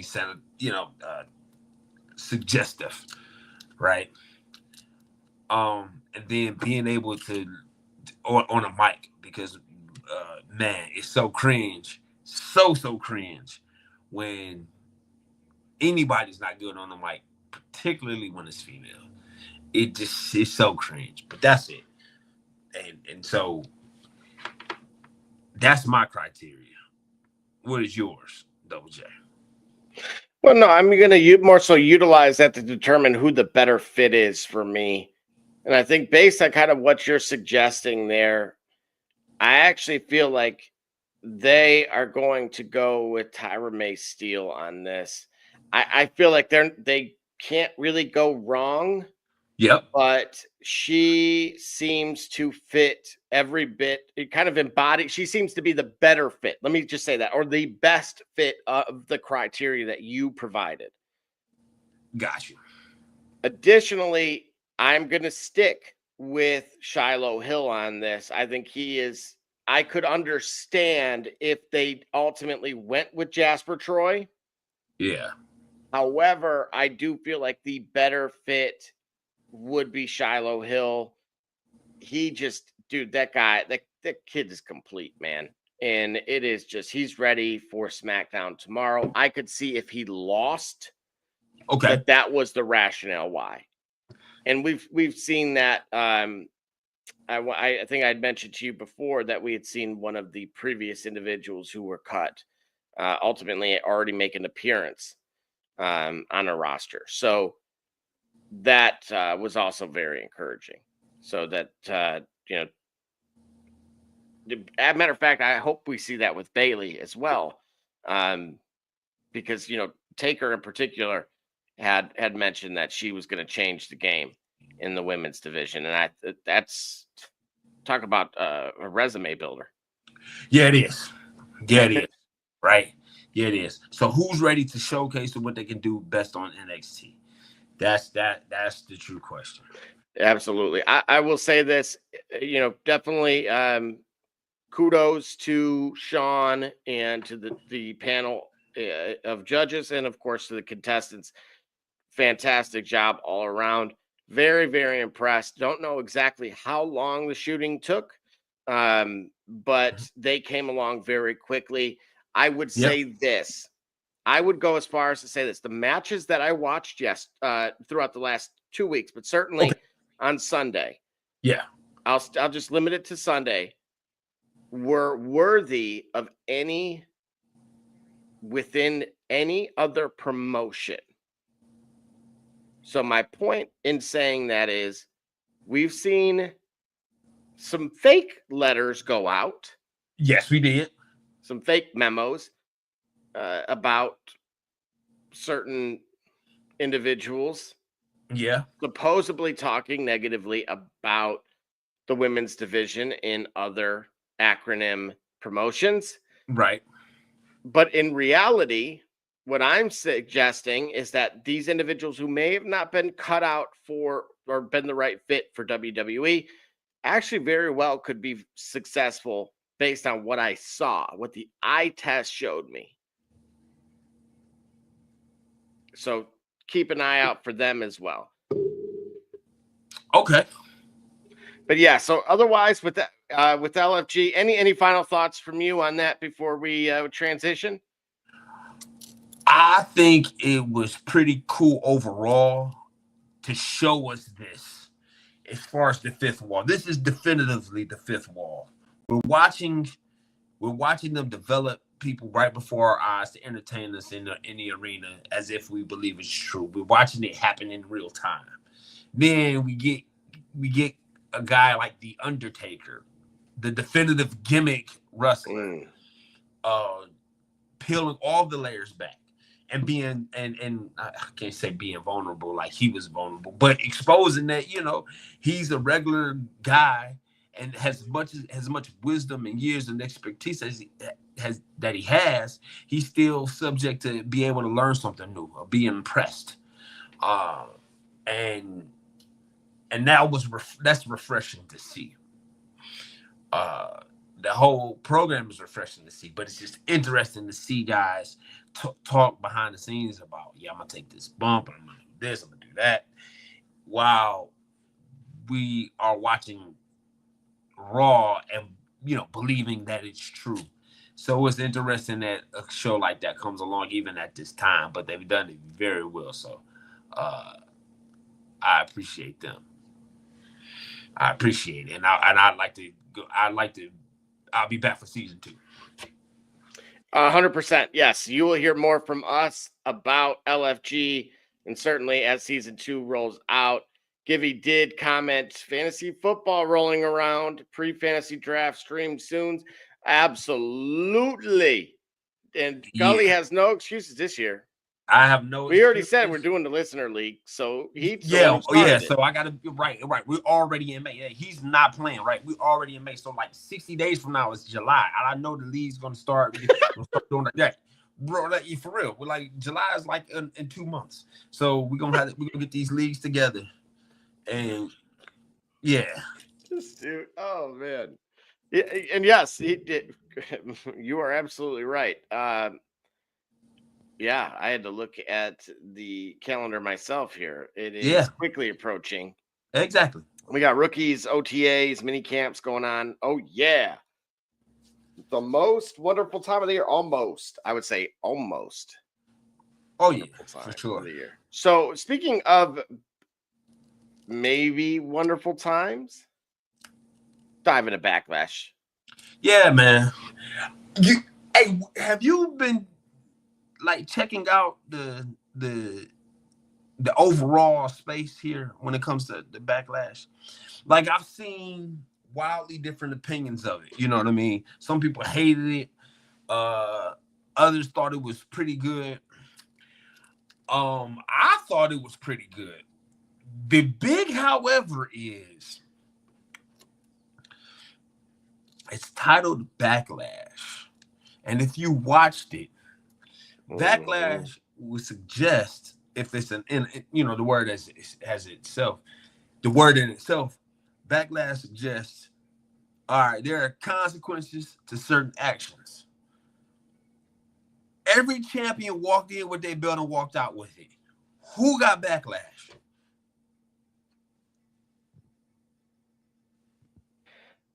That's a great question. Yeah, nobody. Well, R-Truth? John Cena? Who got backlash? Oh, I see. He got backlash for what he said. He got backlash. Really it? Yeah, but that was and that was it. But but the same guys walked in with Tyler. You know what I mean? Like yeah, I was how do you put it? It's kind of like was silly to me, like the one year, the one pay-per-view, WCW, NWO sold out that pay-per-view, that NWO won none of the matches on the pay-per-view named after them, that sort of thing. Uh-oh.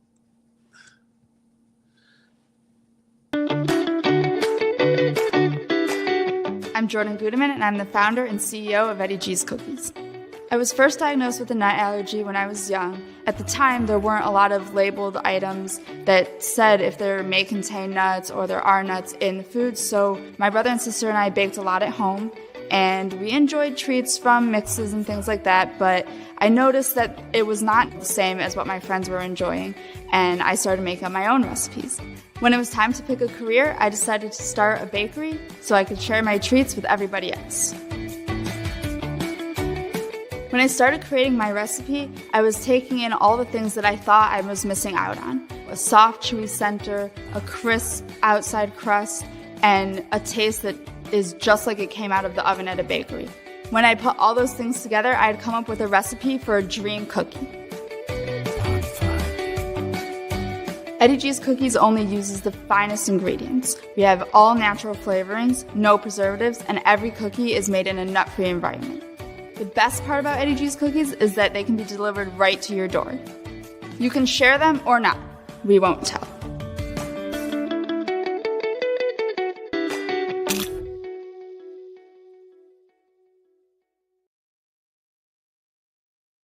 Cracky weed removal tool cleans cracks while standing up. Use the larger end to clean big gaps, then rotate and use the small tip for narrow gaps. Made in the USA, Cracky eliminates weeds to the root and is environmentally friendly.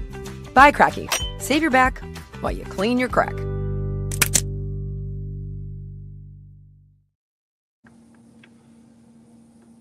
All right, just like that, we are back.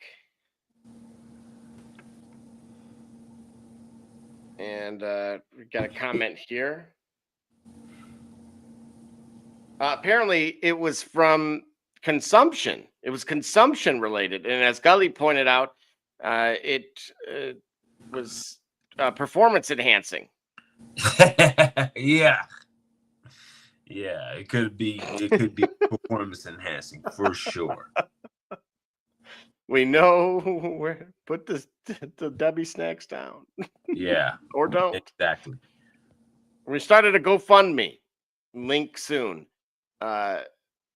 In order to sustain the performance enhancing. Anyway, back on track here with Backlash. Gully, what you see in front of you is, of course, Gunther defeating Pat McAfee.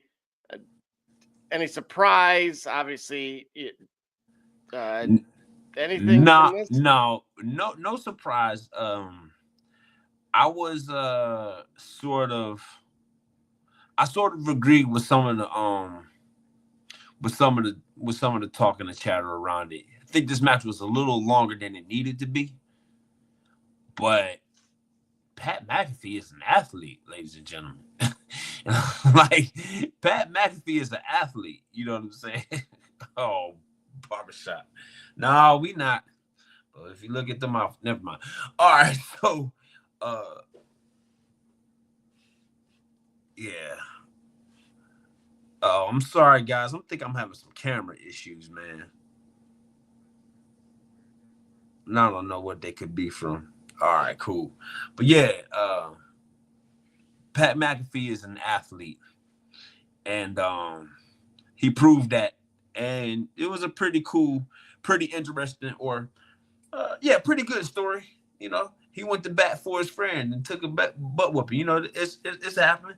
Somebody go and protect the little guys from the bully, and they get their butt whooped, just like the just like the bullied person does. But you show heart, you show courage. I mean, that was the main idea of it. He definitely did that. But nah, he got some moves, man, and I was impressed with it. You know what I'm saying? And Gunther, I'm glad Gunther got a win at a pay-per-view. Even if it wasn't as quality a win as I would like, considering who he is, who he's supposed to be, and how long it took for y'all to sell me on Gunther, and I'm finally buying into it. Then this happens. So you know, I want to see him in more Gunther-esque, you know, pay-per-views, huh? You know I'm right. You know, no, you're not wrong. Again, I saw him on LFG. I actually was very much in support of what he brought to that particular program. And look, as much as this is I'm sure just a dream come true for Pat McAfee, I think unfortunately the opposite could have been said for Gunther. Where do we go from here is part of the issue for me. And there's just, it adds to my sustained struggles with the work part of it. And so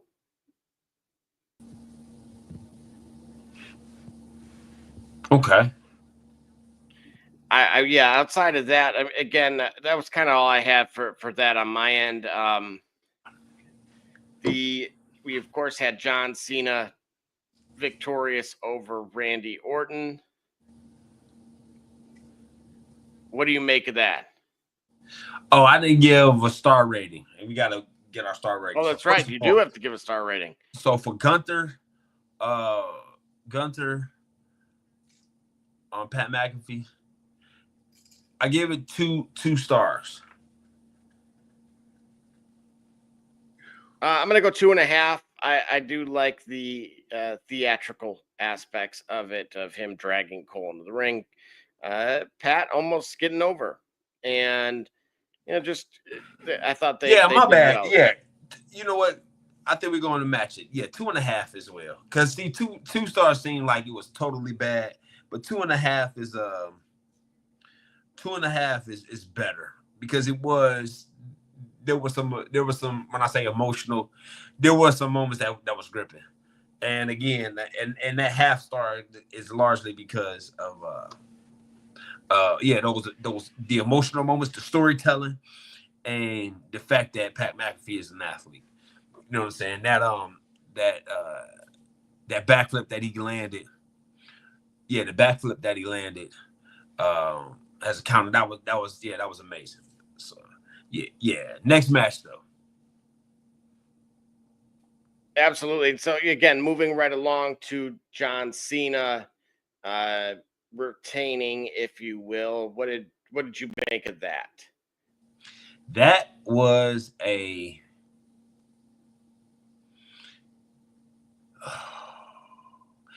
that was a 3.5 star match. It should have been a 4. I didn't like the ending, the way it went about. Like, I think they did too. I think they went a bit far in pump faking the inevitable, which was going to be like another referee was going to make that count. I think they did the pump faking on that was a bit excessive. So that's why I said 3.5. But Randy definitely looked like that dude. John Cena, showed why he is that guy. I love this heel Cena run. That's riding off to the sunset. I'm more impressed with it as time goes on. As far as this match goes, the storytelling was A1, and the action was, as well. I was entertained. It held my attention the entire match. Didn't wane. I didn't get bored. I wasn't looking at my watch. I was looking at what time it was, like how much longer I gotta go. Was none of that. I stayed in tune to this matchup the entire time. And that's a testament to what Randy's capable of doing, what John is capable of doing. That's why it's a 3.5. If that ending wouldn't have been as drawn out as it was, it probably would have been a 4.5. But yeah, solid 3.5. Yeah, I'm gonna match you here. I actually feel like they delivered. It could have been better. I agree with you on the ending there, but otherwise it was. I definitely felt like both. Like Randy looked like Randy of old. Yes, which is why I thought he was going to win it. And then at a point, I thought because I thought Randy Orton is so important or vital to John Cena as a counter. I thought that the Randy Orton match would have happened. He would be the guy that would win the title if the title was going to change hands. I didn't think that. And for that reason, I should say, I thought that the title. I thought that maybe this match should have ended in like a double DQ. You know what I'm saying? Where Randy Orton didn't win, but he didn't lose. And so somewhere along the line, he can come down and they can do this again further, like next year or later this year, when Randy Orton gets himself back together and acclimated. Randy Orton, he avenges that DQ loss and puts everything together into a beautiful display of wrestling excellence and wins the title. So basically, he didn't get a pin, so that way John Cena would be forced to have to deal with him. He couldn't move on from him, which is what he's able to do now since he's got that pin. Randy Orton don't need to come back into the title picture. What for? You get what I'm saying? He's already been pinned, so it's good. Absolutely. And of course, we had the Intercontinental Champion Dominic Mysterio defeating Penta. And of course, El Grande Americano made a special appearance. But ultimately, Dom hit the frog splash to retain the title.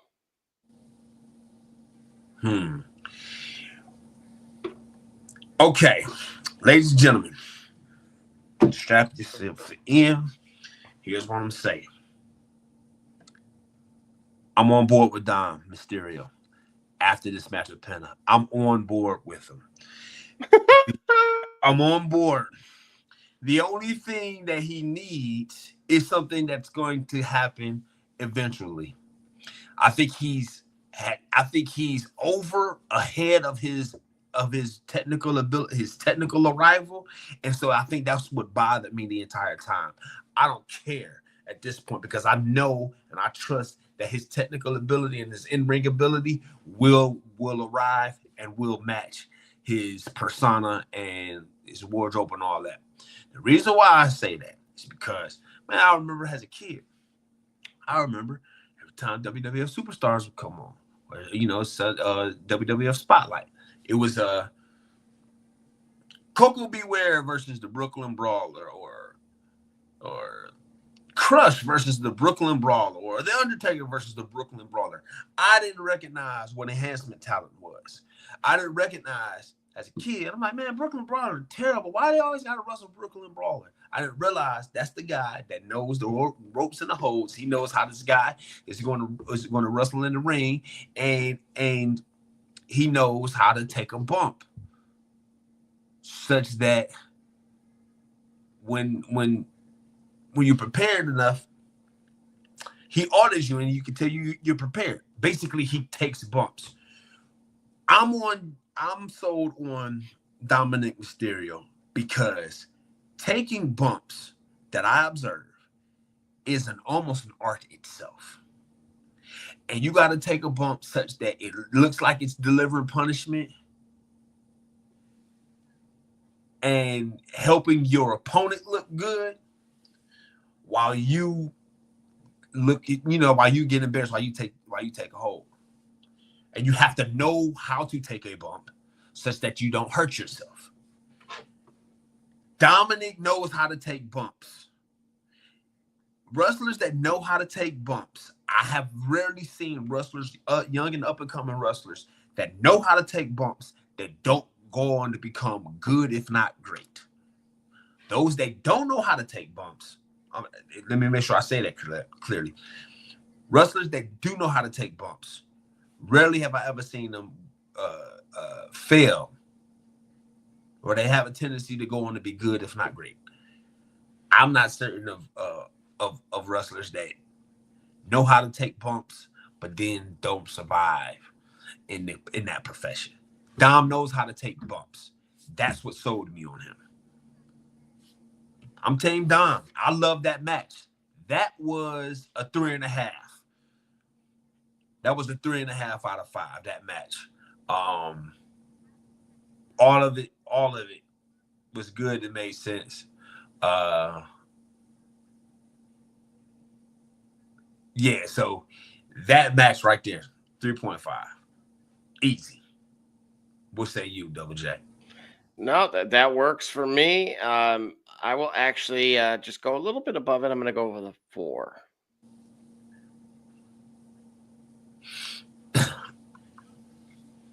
There's a little bit of bias. Which leads to our next match, of course, Jacob Fatu retaining winning in general with the UC or US title rather. Over defeating LA Knight, Drew McIntyre, and Damian Priest in that fatal 4-way. I thought this one delivered. It did well for me. It would say you. It did. I'm not a fan of title defenses. Remember, my philosophy is I'm not a fan of titles changing hands outside of one-on-one matches. I just feel like it's just lacking. I feel like it's lazy storytelling. I feel like it's a cop-out. I don't like it. You do everything to be the one. You should be able to have to say that you should be able to qualify yourself saying, I beat everybody except for you. So let me get at you. You know what I mean? That's why I don't like triple threats or fatal 4-ways for a title. that being said,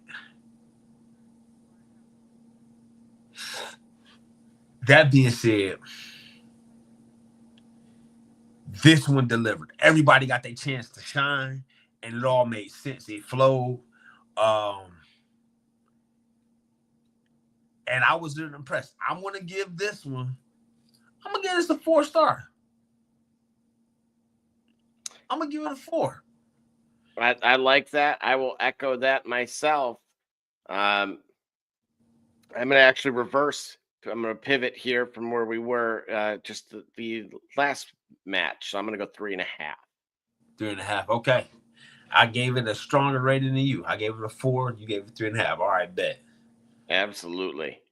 And then lastly, of course, we had Lyra defeating the man. Yeah, and then getting her face busted immediately thereafter. This was a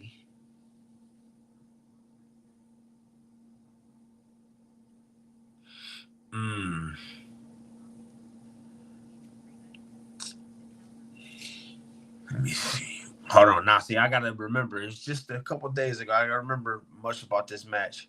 Well, remember, the exposed turnbuckle is what led to the referee was, of course, distracted with that. Right. Because Becky Lynch had removed the padding, and then Lyra hit her with the Nightwing. Of course, the ref immediately didn't catch the pinfall. And which led to the kick out, and despite a thumb to the eye, so from Becky Lynch, she was still it still wasn't enough for her to come out on top of this thing, and which included a crash out after the defeat. Yeah. Yeah, all that happened, and she still ended up taking the L. That was a bit of a I think that as far as the storytelling piece of that was unexpected. That was a bit of a swerve, and I wasn't minding that. I'm gonna give this match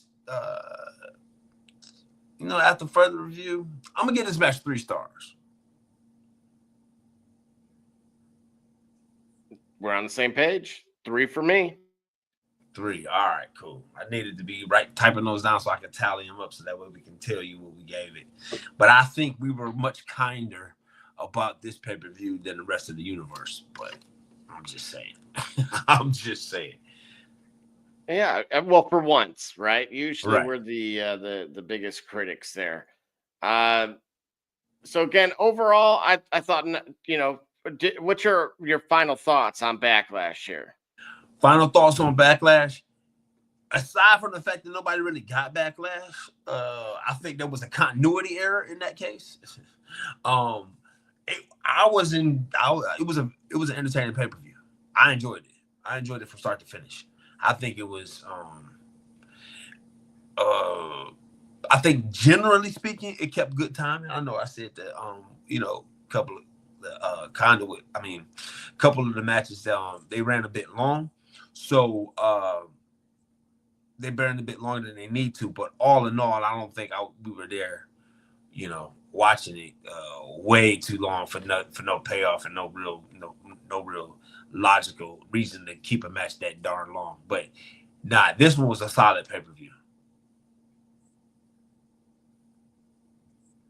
Absolutely. And so with that being said, we will be taking our final break, and of course, name that superstar. All right, let's go. Return. It's Kate Cunningham, and you watching the Shop Report. I'm Harvey Diallo, and you watching the Shop Report. My name's Chris Marine, you're watching the Shop Report. You're Jay Knight, you're watching the Shop Report. It's Max McKee, you're dropping in on the Shop Report. Barbershop Jay, Quentin Hines, Super Bowl champion. I'm ready. Let's do it. I'm on. Hi, I'm Mars Man, works at Mercury Stadium, and you're watching the Shock Report. Hey, I'm Billy Butler, and thank you for watching the Shop Report. Hey guys, I'm Les Norman, former Kansas City Royal, and you're watching the Shop Report. Commander Brown, Detroit River Training, and I'm watching the Shop Report. Hey, this is Doug Flynn of the New York Mets. Well, a few other teams, of course, too. And you're watching the Shop Report. I'm Matt Ramos, and you're watching the Shop Report. How you doing? I'm Rajay Davis, and you're watching the Shop Report. How you doing? This is Nelson Figueroa, former Major League pitcher with a lot of teams. You're about to listen to the Shop Report. Hey, this is Howard Johnson. You're watching the Shop Report. Hi, I'm Heath Bell from the New York Mets, and you're listening to the Shop Report podcast. Yeah! Hey, I'm Josh Sholey, former catcher of the New York Mets, and you're watching the Shop Report. This is Edgardo Alfonso for the Mets, and you're listening to Shop Report. Hey, this is Doc Gooden, and you're watching the Shop Report. Hello, this is Mike Hampton, and you're watching Shop Report. This is Herman R.V., former NFL offensive lineman with the Cleveland Browns and the Baltimore Ravens, and you're listening to the Shop Report.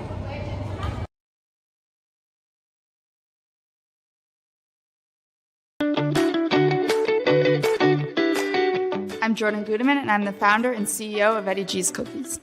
I was first diagnosed with a nut allergy when I was young. At the time, there weren't a lot of labeled items that said if there may contain nuts or there are nuts in the food, so my brother and sister and I baked a lot at home, and we enjoyed treats from mixes and things like that, but I noticed that it was not the same as what my friends were enjoying, and I started making my own recipes. When it was time to pick a career, I decided to start a bakery so I could share my treats with everybody else. When I started creating my recipe, I was taking in all the things that I thought I was missing out on. A soft, chewy center, a crisp outside crust, and a taste that is just like it came out of the oven at a bakery. When I put all those things together, I had come up with a recipe for a dream cookie. Eddie G's Cookies only uses the finest ingredients. We have all natural flavorings, no preservatives, and every cookie is made in a nut-free environment. The best part about Eddie G's Cookies is that they can be delivered right to your door. You can share them or not. We won't tell.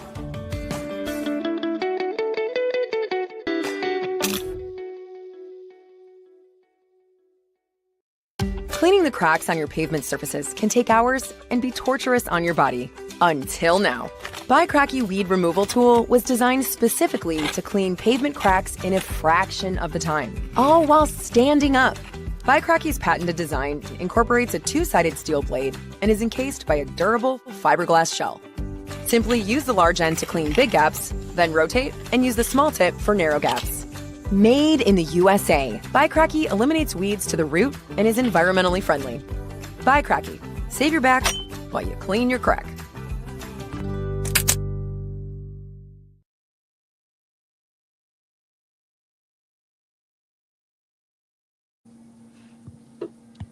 All right. I'm ready. All right. D Gully. We got a few for you today. Okay. All right. This first individual here. Whoa. You gave me a mug shot. Is that what that is? Well, maybe. Well, we're going to go with it. This individual, D. Gully, started in the Florida independent circuit in the 90s. Okay. He then debuted with WWE in 1994 and began to butt heads with none other than Jerry the King Lawler. The feud between these two men earned a small place in WWE history when Lawler struck the individual in the head with a particular object.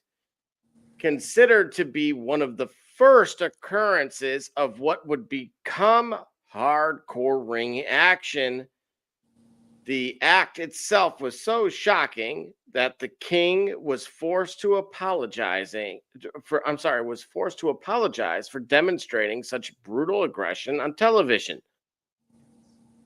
This individual also had other notable rivalries, including a young Triple H.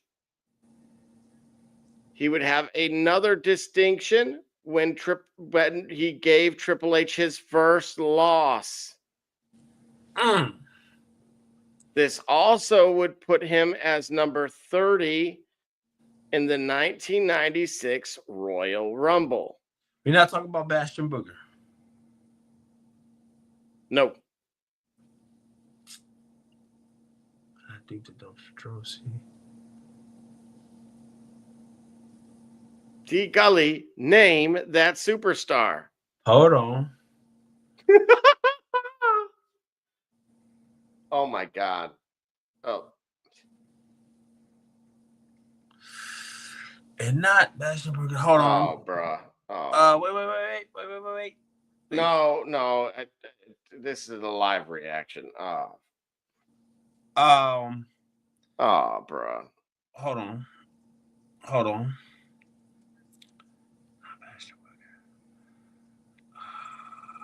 Man. Dang, I remember him. With great Yeah. Well, this will probably be the last time you remember him. Yeah. Hold on. Don't tell me. Not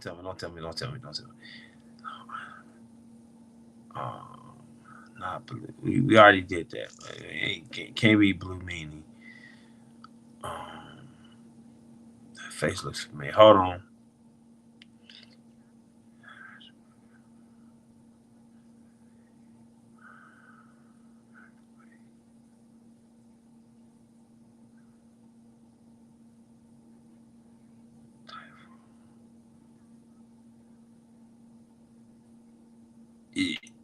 Nah, run it, man.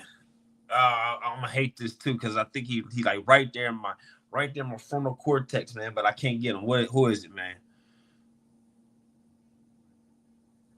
Oh, this hurts a little because yikes. Boy, I almost hoped you were gonna get it. So this, of course, is Duke. Duke the Dumpster Drosy? Yep. That's Duke the Dumpster Drosy. What? Right. Yeah, unfortunately, Duke the Dumpster also had his head in the gutter and was arrested for exploitation of a minor. Oh, so you gave us a mugshot, man. Oh, dog. Oh, man. man. I told you, bro. Man. Oh, man. Oh, man. Listen. This is it. See, you know what? We gotta. Hey, you don't give me enough time to vet these things. No. My generator, all right. My default, the generator. The generator or the generation of the generator. How about that? You listen. How you gonna be? Oh gosh, that's the picture you pick. I know I said it looked like a mugshot at first. So I was like, man, I thought it was a work. Bruh. I thought it was a work.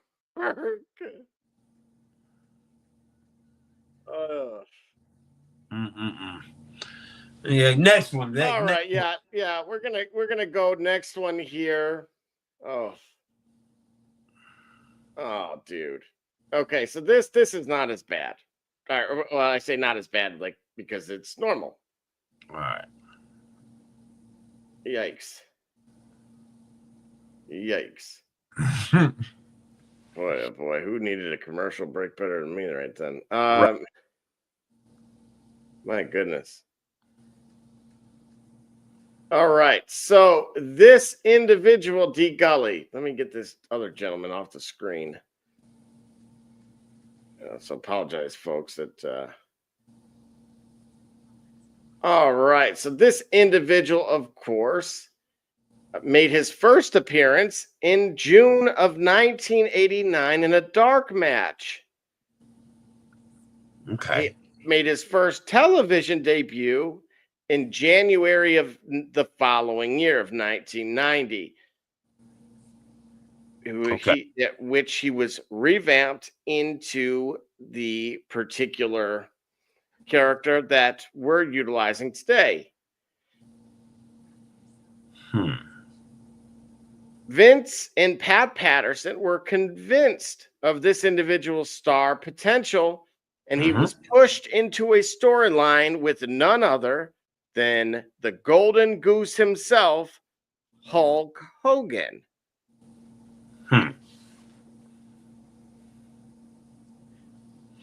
he would end up helping Hogan in his feud with Earthquake and Dino Bravo.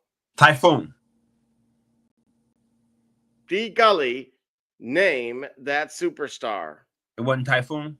It was not. By 1991, the individual turned heel. He turned heel in drop. 91. But he helped Hogan versus Dino Bravo and Earthquake. Correct. Now remember, there are nuances here. So I'm just going to reiterate that there's that the particular work,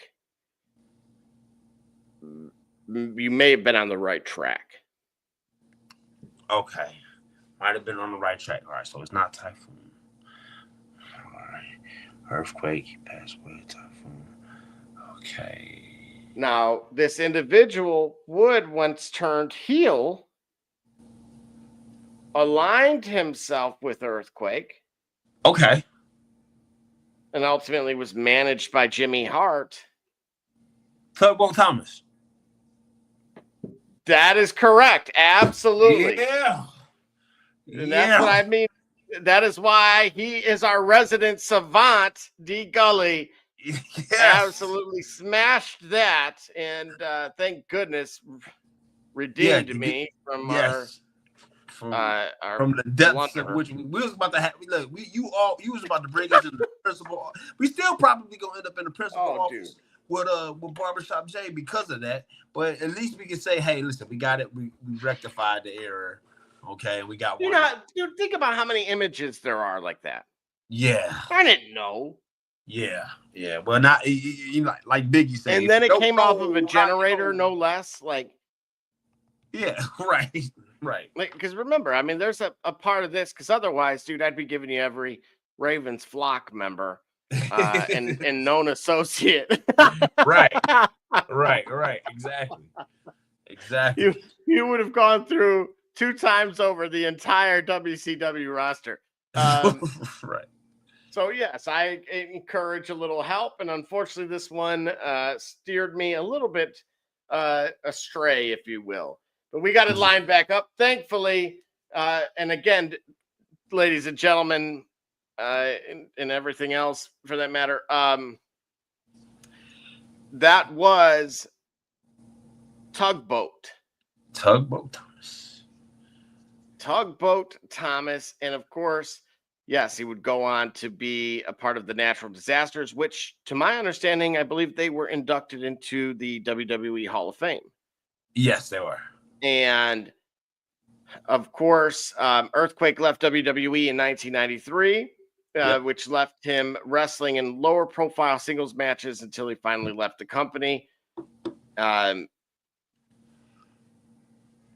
Now, of course, if you remember, Fred Ottman also played another character when he left WWE. D. Gully, name that superstar. You thought you were off the hook. Okay, after he was Tugboat Thomas. Yeah. Ooh, double check on him. He said he played another character after Tugboat. He did. And this is when he was in WCW. That's right. What was it, a Pepsi commercial in the 90s? Dr. Pepper or something? Nah, that was Pepsi Clear it was Diet Pepsi that you were singing. You got right Rookie of the Year is what I was thinking of with that. Yeah. Tugboat. Did he return to WWE with this with that when he was rebranded? Oof.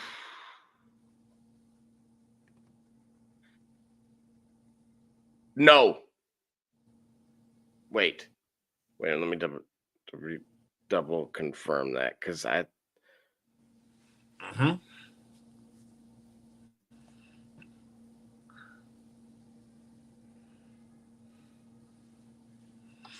Yes. That gimmick returned to, so the new gimmick that he had after Tugboat was retired. He returned, and he returned in that new gimmick. No. Nope. No, it did not.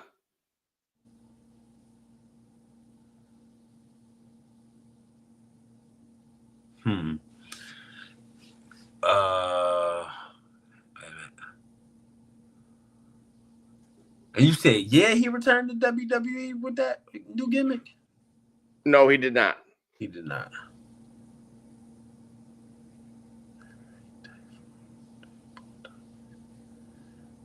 D Gully, name that superstar.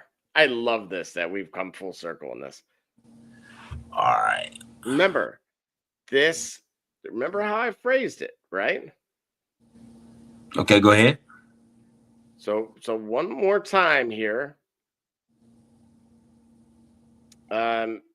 With that is simply he. But to confirm, yes, the natural disasters were in this Hall of Fame class of 2025. Yep. Look at that. Look at us sometimes. Hey, man. What do they say? The sun shines on. Never mind. Yeah, right. And so, let's see. I'm going to try to read this back to you.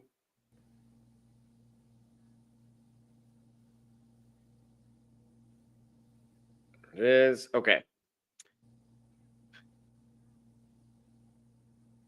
After Earthquake left at WWE in 1993, yep, it left, of course, this individual, wrestling in lower profile singles matches until he finally left the company. Right. Some say that what happened later that year caused quite a stir in WCW.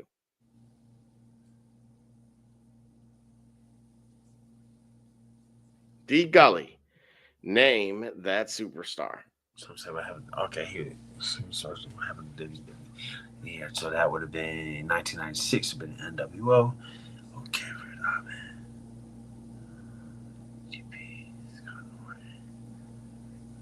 Man, I don't know. You're gonna have to get that to me. I don't remember. It's the trail is running cold. Well, what you may have forgotten is that this individual made his unforgettable debut at Clash of Champions in 1993. Does that help at all? Final clue. All right, Clash of Champions, 1993. Sting is quoted as saying, "All I have to say is our partner is going to shock the world." Oh my God. Oh my God. The Shock Master. Yes. The Shock. Yes. Yes. He drops the gimmick. Yes. The Stormtrooper. Yes. The Shock Master. The infamous Shock Master was none other than the same individual. Fred Ottman, of course, was, his infamous, unforgettable debut. He said, you heard Flair. He said, oh God.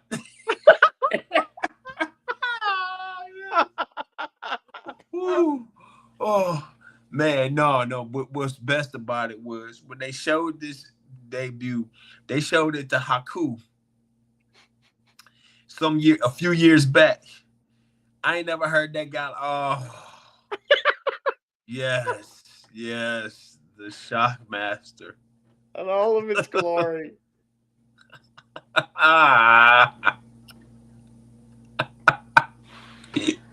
Yo, they just had him out there in just like some old Halloween costume.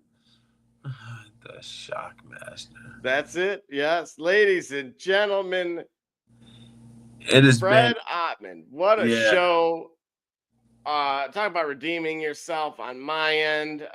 Collective Exhale. Yes. And yes, none other than that two-parter than naturally you were not expecting.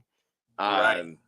And of course, for it to go to cross promotion like that, of course, it would throw anybody quite the curveball. But it often is forgotten. Of course, a 2025 Hall of Fame recipient. Yes. And deservingly so. When you think about legacies, for good, for better, for worse, that in particular moment will never be forgotten. But of course, what really is leading to that crowning achievement is what he actually did inside of the squared circle on the positive side. For sure, man. Well, listen, it has been a great time with y'all. Yeah, we got lots of stuff that we're gonna be sharing here and growing with you. We'll be back. Should we say tomorrow? Yeah. Bro, here we go. Oh, yeah, we'll be paying for this in the morning. Yeah, we'll be back tomorrow. Well, tomorrow, like not calendar. If you look at on the calendar, like the next May day, 15th. Yeah, on the 15th. Yeah, with the Shop Report. Sports commentary from the barbershop perspective with our esteemed host, Barbershop Jay. And then after that, we still got more in store what we want to do with you guys with the Turnbuckle. As far as like you usually ask me, and I'm gonna just go ahead and jump the gun because we got to get out of here. What I'm expecting to see, this is kind of like the low period, right? Before from the WWE side, we've got the WrestleMania high point is calming down. We've already got Backlash. Now we got to build up to the next great pay-per-view. So this is that time where we figure out what's what. We figure out what direction we want to go with things, and we don't know quite yet. Still some uncertainty, trying to negotiate what's going on with Paul Heyman and Jey Uso and Logan Paul, or that story that they've started. But nonetheless, I'm sold on Dom, so I got reason to watch. AEW, despite all of its shortcomings, is still giving us some great talent, some great action. So hopefully, I still want them to be around because it's always good to have a competitor, unless WWE chooses to buy them because they're buying everything now. But that's what I feel like in the world of professional wrestling. What about you, Double J? Yeah, I mean, I'm definitely gonna echo that. Let's bring back the Little Debbie cakes. Oh no, you can keep them going where they going. Keep going where they going. That's right. Yeah. And otherwise, we'll I'm again still anti-crowd pumping noise. Right. Pause. Right. Pause. Yeah, crowd enhancements. Okay, we can do that. Right. Hey, listen. I'm for whatever, you know what I mean? Sometimes like I say, for me, I can understand the hesitancy about it, but I mean, the angle will read true. You know what I mean? You may get the help, but the help ain't gonna sustain you. If they don't like you, if we as the universe don't like you, we don't like you. And if we do, we do. You can't make us hate you enough. Get what I'm saying? Like I say, I keep out for the fourth time, I think. Edge is an example. They wanted to make us hate him as a heel, but we end up loving him as that. So even with the real deal scenario that he went through, right? It's undeniable. So we still do what we want to do. We still have a mind of our own. We still love to be entertained, and that's all right because it's our entertainment, man. It's our way to get through, or to unwind, or to relax, or feel like we have some creative control over the things that entertain us, right? And with that, man, I'm out of here, man. I will. We'll be back Thursday. We'll be back Thursday on the Shop Report. Remember to check us out on all the socials: Instagram, Facebook, YouTube, TikTok, as well as What You Mean Gully on the TikTok, the Instagram, the YouTube, the Facebook. And Double J, we can find you. Where can we find you, Double J? Everywhere. All right, cool. Like air. Yeah, for sure. And well, that's it, man. And like our host always says, man, next time you really want to know what's going on, come to the shop. Walk-ins are always welcome. Holla. Holla. Mm-mm.